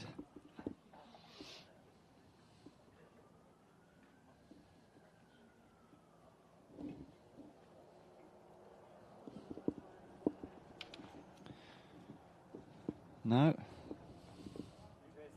$14, $13, $15, $11, $15, $5. Yeah, so that wind's coming into effect now. It's affecting the bowls a little bit, so the heads have opened up slightly. Difficult angle. Quarterfinal action. You've worked so hard over the last 2 days, won your 6 games, got to this position.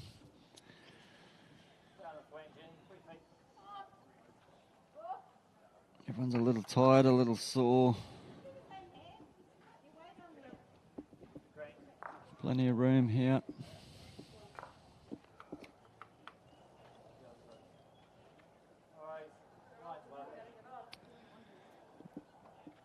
Yeah, concentration's just lapsed a little bit here on this particular end.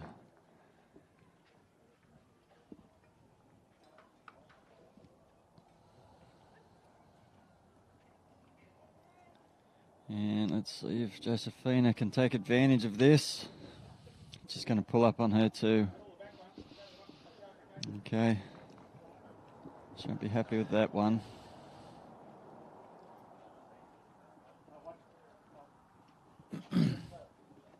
I'd imagine Jenny and Alex will feel pretty good about themselves at the moment and just need to keep it tidy, keep some bowls in close to the head. Don't do anything silly.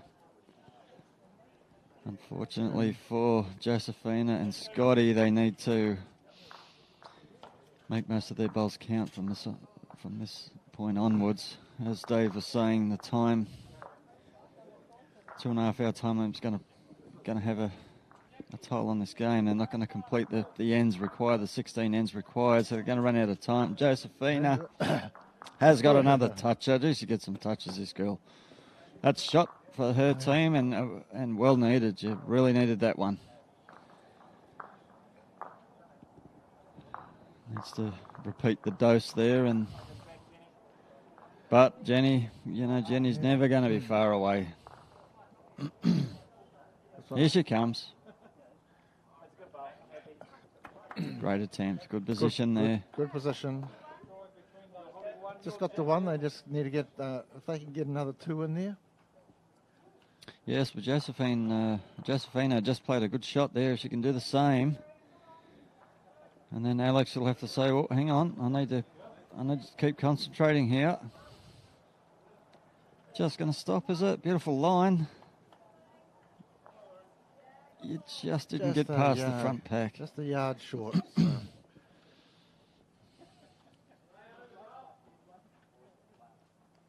Still there to be drawn.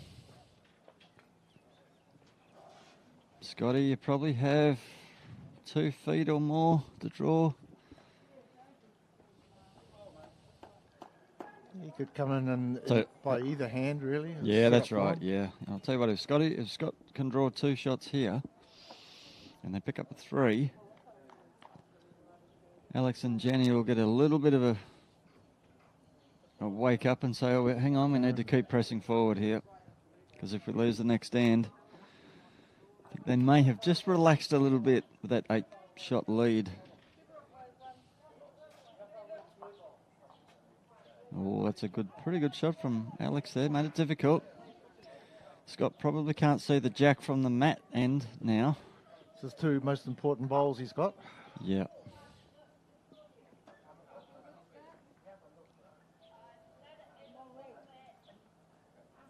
I don't think he's got the legs, has he, Dave? No, he's not up.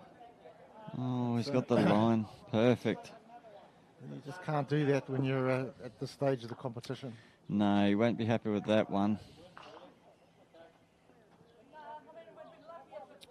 But sometimes the bigger correction, well, they say the bigger corrections are the easiest.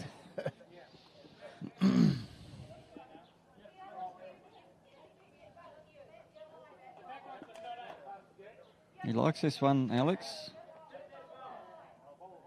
He likes this one.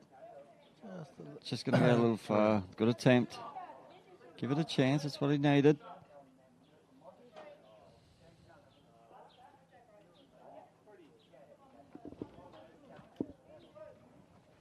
We've certainly got he's gone out wide enough. Got some work to do from there. I think he's a little wide. Anyway, one it is. One it is. They've got control of the mat and the jack, so let's see what their tactic is. They need to change something. So I think they're going to go back to their 2 metre to 2 metre.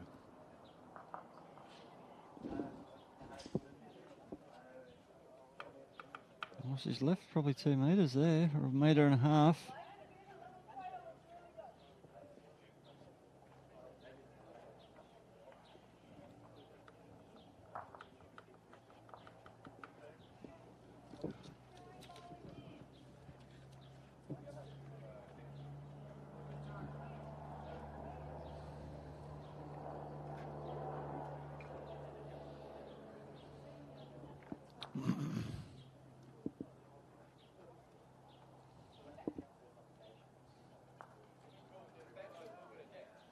Josephine, beautiful weight on this bowl. I'm not sure if it's going to come back. She'll feel pretty good after that one, having the weight.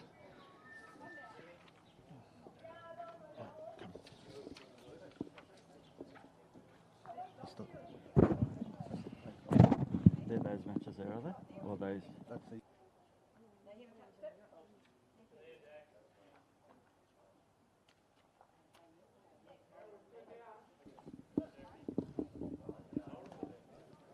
Okay, just been handed some updates on the other scores here. So on the Carlton Cornwall team of Ted Walker, Helen Blick on 8 points, trailing Jane Field and Steve Ramsey on 12 points after 12 ends.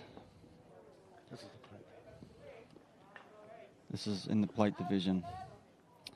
Okay, Remuera team of David Nightingale and Jamie Channer on 10 points, trailing a Takapuna team of Ian McKenzie and Kiko Kurohara.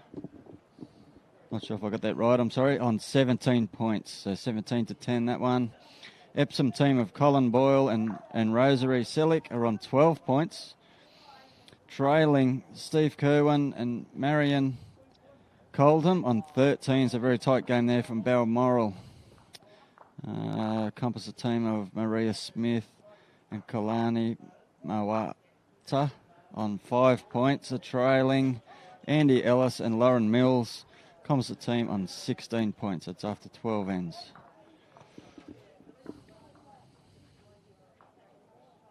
That's in the plate division. Okay, so what's happening here? So Josephina's got one just behind the jack, or is that? That's Josephina's, just behind the jack. Oh, no, it's not, sorry. Oh, no. Josephina's got one in the ditch there, or is that out of bounds? I missed that.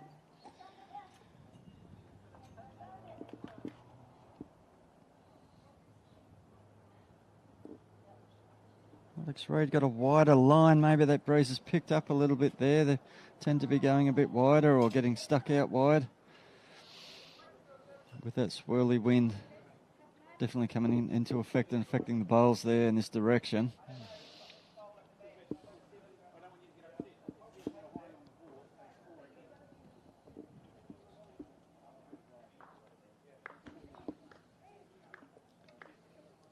Scott got a beautiful weight again. He's played 2 consistent bowls here. He'll feel pretty good about himself with those 2. He's got the range. Just a little adjustment needed to get shot back for his team and keep them alive in this quarterfinal.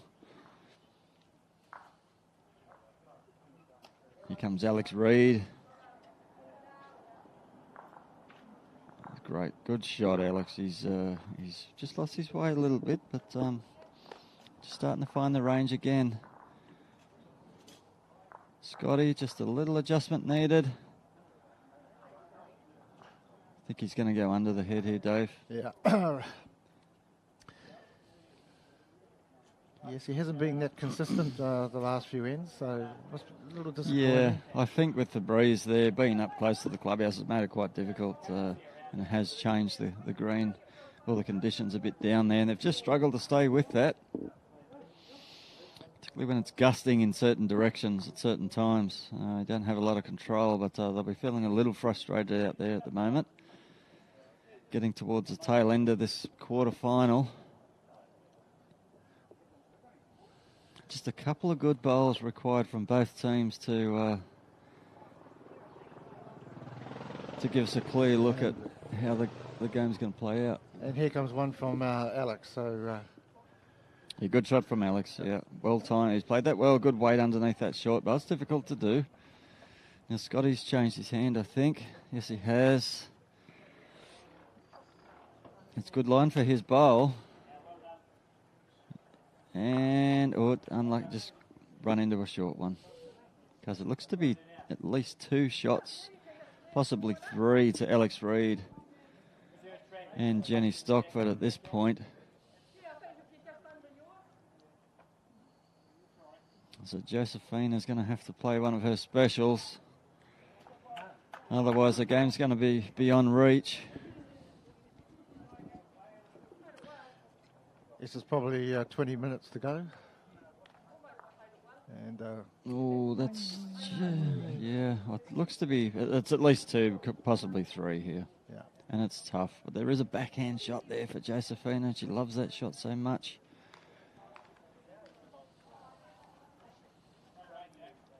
Be interesting decision here, Dave. She either tries to draw on the forehand or she plays that pokey shot on the backhand. well, I think they need to be aggressive here because just looking at the scoreboard, they need to make something happen. She thinks she'll be looking for the kill or the jack straight back in the ditch. I think that'll be. She's looking straight down that pipe. Hasn't got the weight to reach the ditch. Oh, that's a tough shot there. That's a tough shot, that one.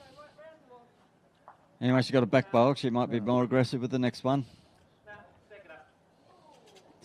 I think she really needed to commit to either drawing 2 shots or trying to get a kill or jack straight back. And I just don't quite understand that weight on that hand. But obviously she can see something.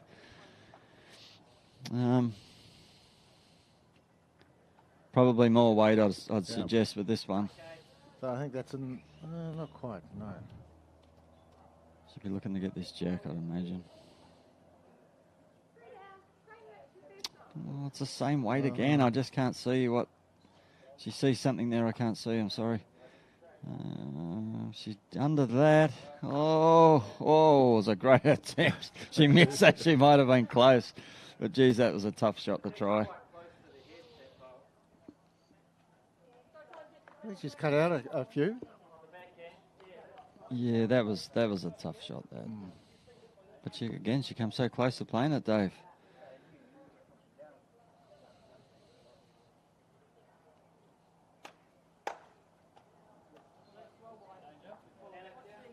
Okay.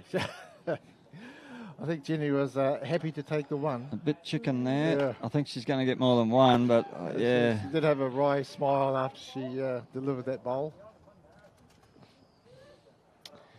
I think they're quite relaxed now. They're going to measure for the 3rd one, I suggest. Yeah.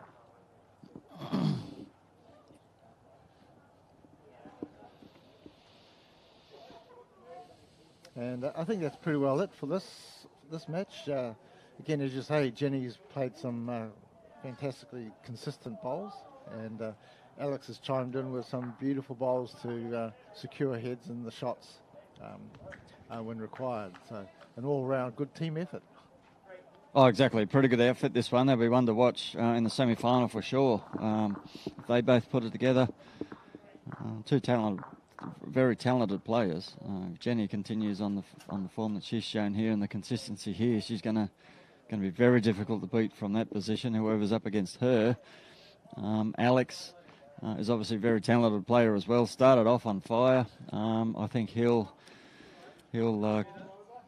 rekindle that fire in his belly going back out into the semi-final, knowing that they're only 1 win away from the final of the Auckland 242 mixed pairs title. A bit more intensity in the next match. A good team to watch this one.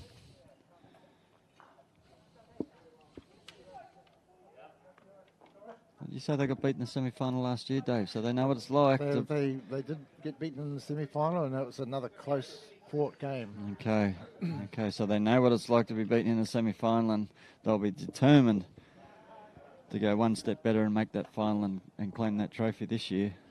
Exactly. I've just got a feeling about this combination. And Alex has put a good bowl on the head already. So Yeah, I think they've been nice and relaxed during this game. They've done enough to win. I just feel that when they need to, they can change gears and lift a bit more. And I'm sure we'll see that. But this game's not over yet, and you just never know, do you? Yep.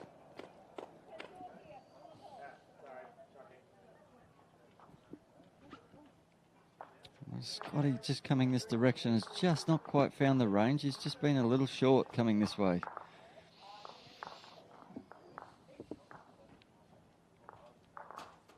It's going to be under.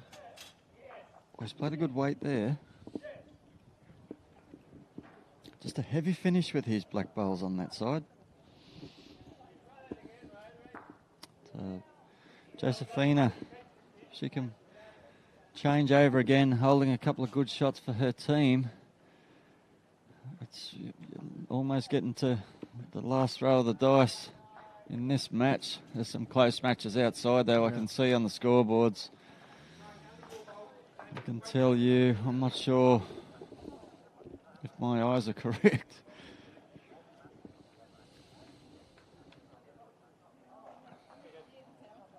Catherine Bean, it looks to me like the Catherine Bean Wendy Jensen match has closed right up to within 1 point, if I'm looking at the right scoreboard, because Catherine Bean jumped out to a 9-1 lead. Just trying to get the updates now. I'm just. So there is one match finished over there.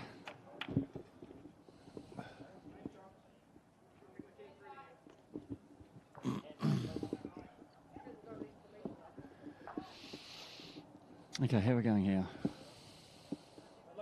Jenny. She's like a machine. Look at Jenny. Geez, I hate to be playing singles against her today, David. She has really mastered these greens and conditions. Great technique. It's for the home viewer if you just watch her. You don't play the game that much, but beautiful technique, good balance, not a lot of body movement. The head stays still. Yeah. Very consistent and getting a consistent result. Makes it look too easy.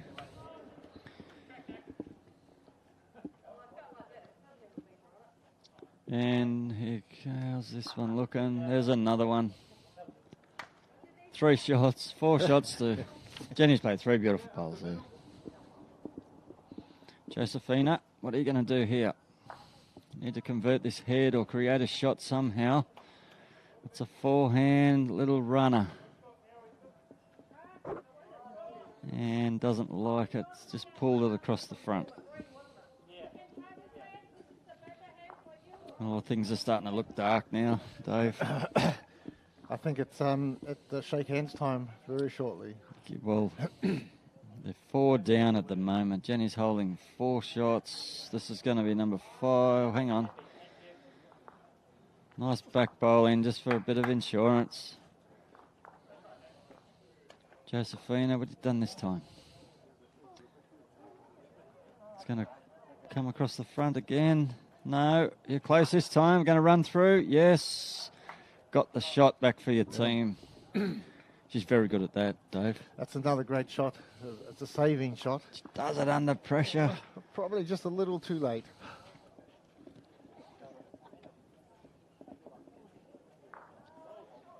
Now, let's see what these two are talking about here, because Alex looks like he wants to play a bit of weight down here on the forehand to remove that bowl. With the lead they have, it doesn't need to do anything silly. You know, they can they're 1 down at the moment. If they lose a 1, doesn't going to affect the score all that much. But if he hits a short bowl up onto the jack and it lands in an awkward spot. Here it comes. Yeah, this is brave. Oh, see, he's killed the end. Oh, fair enough. He's not able to give away the 1, Dave. No. Yeah, he's in a pretty good position then. Didn't really need to force a shot. Because when you play weight, sometimes things can go disastrously wrong if you're off target.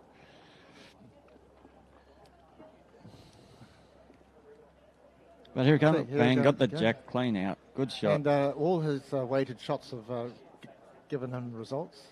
They've been effective, haven't they? Been very effective. So if you look at that team and their outfit, Jenny's drawing like a machine. And then if they are down or there's a bowl with value, Alex Reid can come up and set it out or take it out or convert the head. Yep. It's a pretty deadly combination. Pretty deadly, and they're going to be hard to beat going forward. If they can put it together, like we were talking about earlier, they've been beaten in the semi-final before. They won't want that to happen again. They'll be wanting to make that final and claim the trophy. Yeah, they're going to be up there as a very difficult team to beat.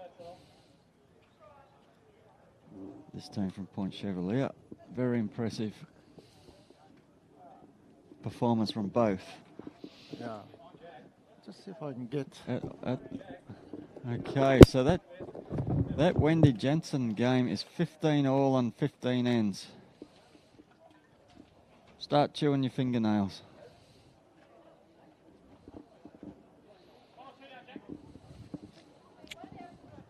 It's been a game of two halves. They were 9-1. Dave's taken my stats, so 15-5 after 14 ends on the game we're watching.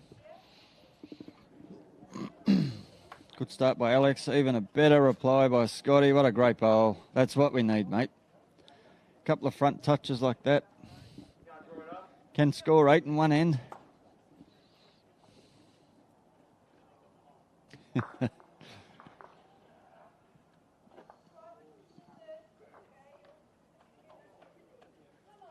Alex Reid with a beautiful response. Oh, what a beautiful bowl, Alex Reid. This is how these two started on the very first end.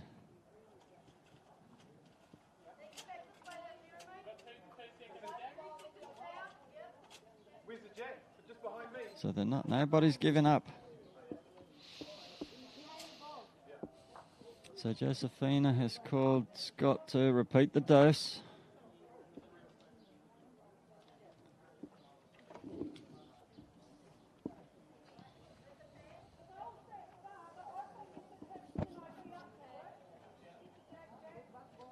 Okay, I just have some stats put in front of me now on 14 ends. This is 14 ends. Joyko and Dvorka Bolog from Carlton Cornwall are 17, leading Jeremy Bronson and Jackie Belcher from Takapuna 12. So 17-12 on 14 ends. Composite side of Kevin Morris and Adele Innocent are on 16, leading Nick Thompson and Esther Yu on 14. That's after 14 ends. And the Gary Banks, Wendy Jensen, playing against Catherine Bean and Frankie Lim are at 15 all on 15 ends. And that's a good comeback by Gary Banks because they were 9-1 down. They were 9-1 down. They were 10-5 down. Now 15 all. Let's see who can hold their nerve there. There'll be some fingernails getting chewed off over there, Dave. Yeah. And the sun's beaming down now, so the green's going to change right at a difficult time. Catherine Bean's holding shot at the moment. But anyway, should be watching the TV screen. Josephina, what a cracker. 2 shots. What a beautiful bowl. What a beautiful shot that was.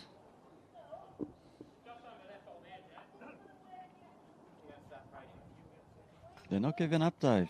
They're not giving up, and this head is the tightest, one of the tightest we've seen. I was just going to say, this is... the game's got some more intent in it all of a sudden.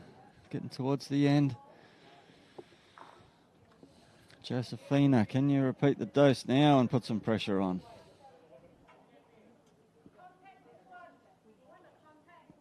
Just a little light.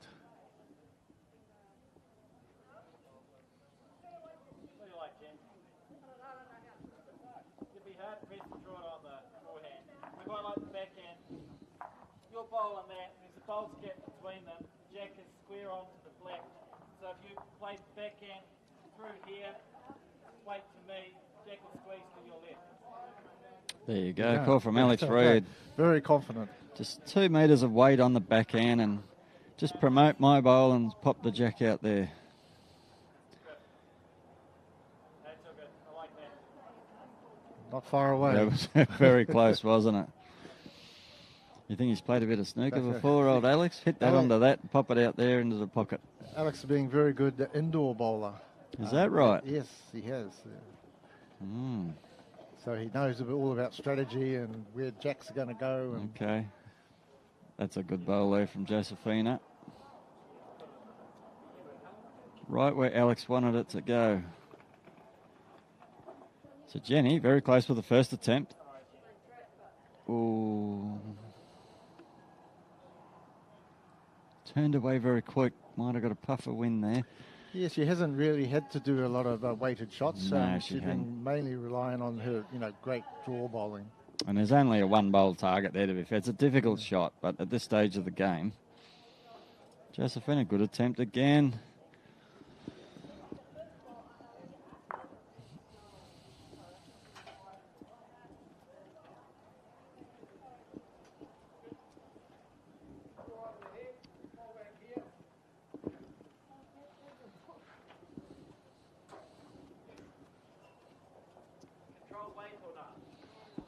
Well,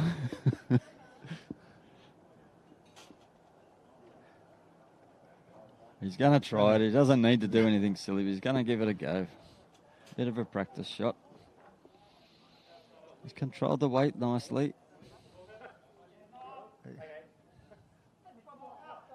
We're quite happy to give 2 away. Yeah, yeah.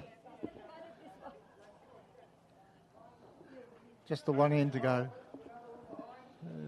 They may not actually get through this.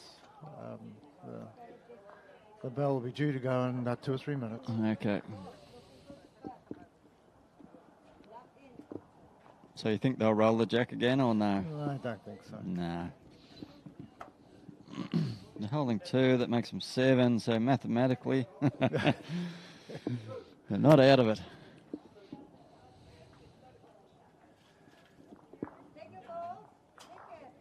Yeah.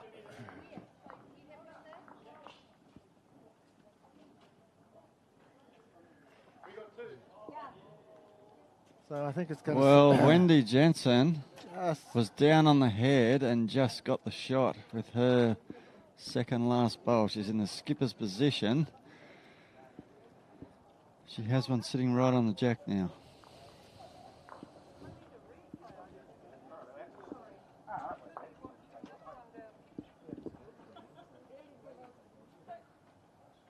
So all of a sudden, Catherine's mindset's completely different because they had such a big lead. Now she has 2 bowls to play and she's down game at this point.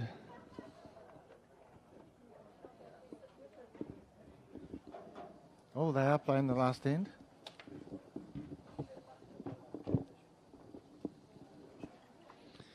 So Catherine's having a running shot on the backhand. Sorry, watching a different game while I set the Jack up, and that's a miss. Okay, Josephina on that beloved backhand shot. Looks good on the way down on the approach to the head. Beautiful line. Just a couple of feet short.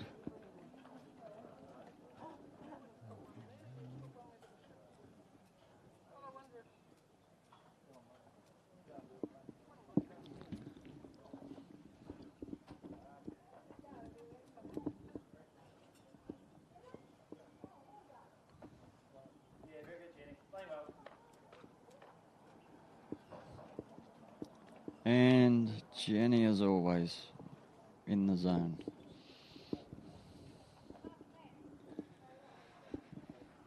Josephina on the backhand again. Good line again. Did she make that adjustment in the weight? It's very similar to her first one. Not far off. Okay, back to the Catherine Bain. Wendy Jensen. Catherine's got the last bowl. Here it comes, the 15 up on the last end. It's a backhand runner.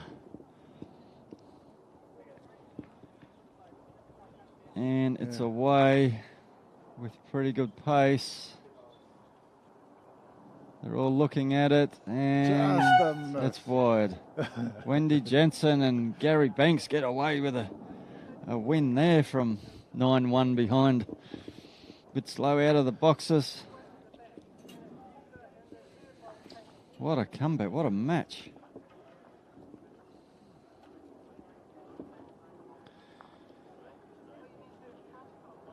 And again, well, they'll be feeling pretty good about themselves after that. And certainly they played some great bowls to get back into that position. Now, a couple of the other games that are into their dying stages and really close. It's Esther Wu and Nick Thompson. They are currently trailing against Kevin Morris, Adele. Yeah, 18-14 and going into the last end. Oh, okay. So Kevin and Adele must have picked up a 2. Yeah. Okay. Quite interestingly, Kevin and Adele, they scraped through on both days by countbacks. Oh, there you go. Sometimes you need some luck like that to go on and win an event. Squeeze through on shots against, being level on points.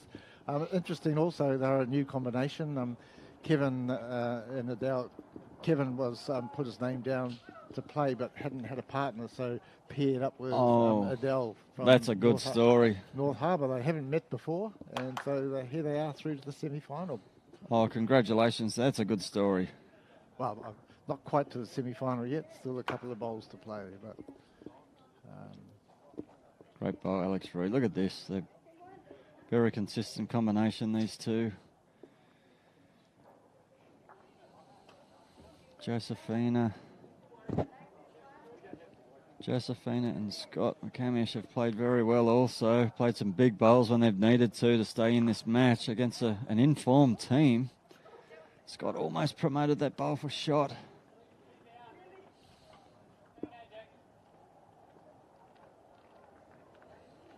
They've really hung in there tough, haven't they, Josephina, Scotty? And credit to them, they never surrendered their spirit. Now Alex has turned Scott's bowl in. He might be one down at the moment. But he's not unhappy. No, he had a little bit of a grin, thinking, "Go, you know." He's played. Look at the head. They've played some terrific bowls this end. Scott, he's just going to go around the back, is he? And just a bit of cover. Going to drop in.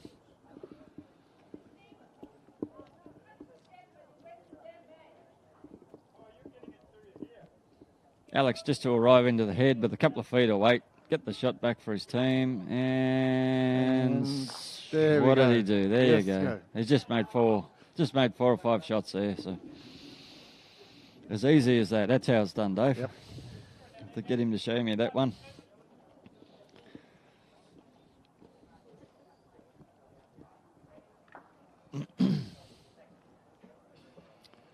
So Josephine on the backhand. I imagine she's going to play the backhand with weight through that hole, come off something and get the jack out of bounds. That's my call. That's my call. Yeah. It's commonly known as a Hail Mary. And you know what? You get them when it doesn't matter. When you want them, you got no chance. Oh, no, she's going to put, oh, yeah, here we go.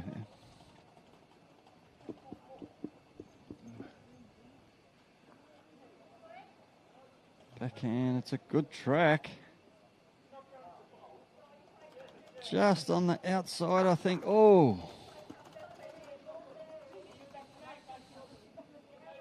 Still think it's 4 shots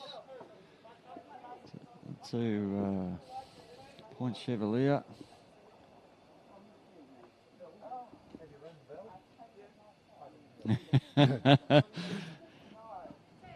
It's still running. It's coming back. Oh, look at that. Can you believe that? I give that ball away halfway down. That was a wide hand. Come home very late. Josephina, last go. It's a little bit wide, I think, mate. Good attempt, well played. That's it.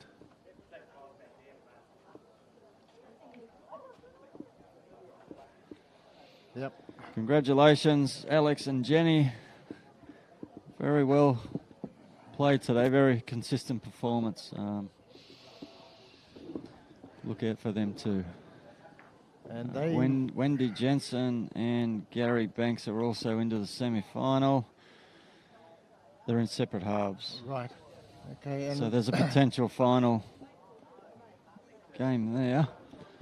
The other two games are still going outside. I can't really see the scoreboard. Spectators are blocking my view. it's 17-14 to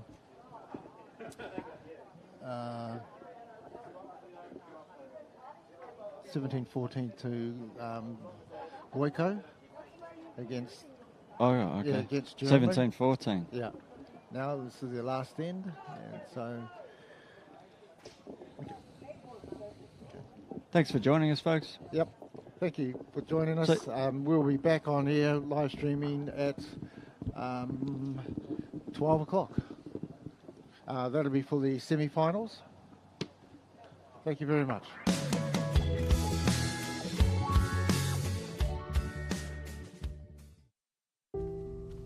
Who you are never really changes. And it was clear who Ron Jardin would be. The Jardins, from Lower Hutt, were an average family who refused to be average. His mum was one of the best croquet players in the world, and his dad drove the fastest horse of the day. So no one was surprised when Ron set track records at school that stood for 50 years. Or when he bulked up at the lumberyard and earned a spot on the wing for Wellington. Or when he earned the famous black jersey, but after scoring 145 first-class tries, he retired at 26, never to play rugby again. Nothing average about that. He gave himself a year to learn stockbroking and started his own firm in the fitting room of a Wellington menswear store. And you know what?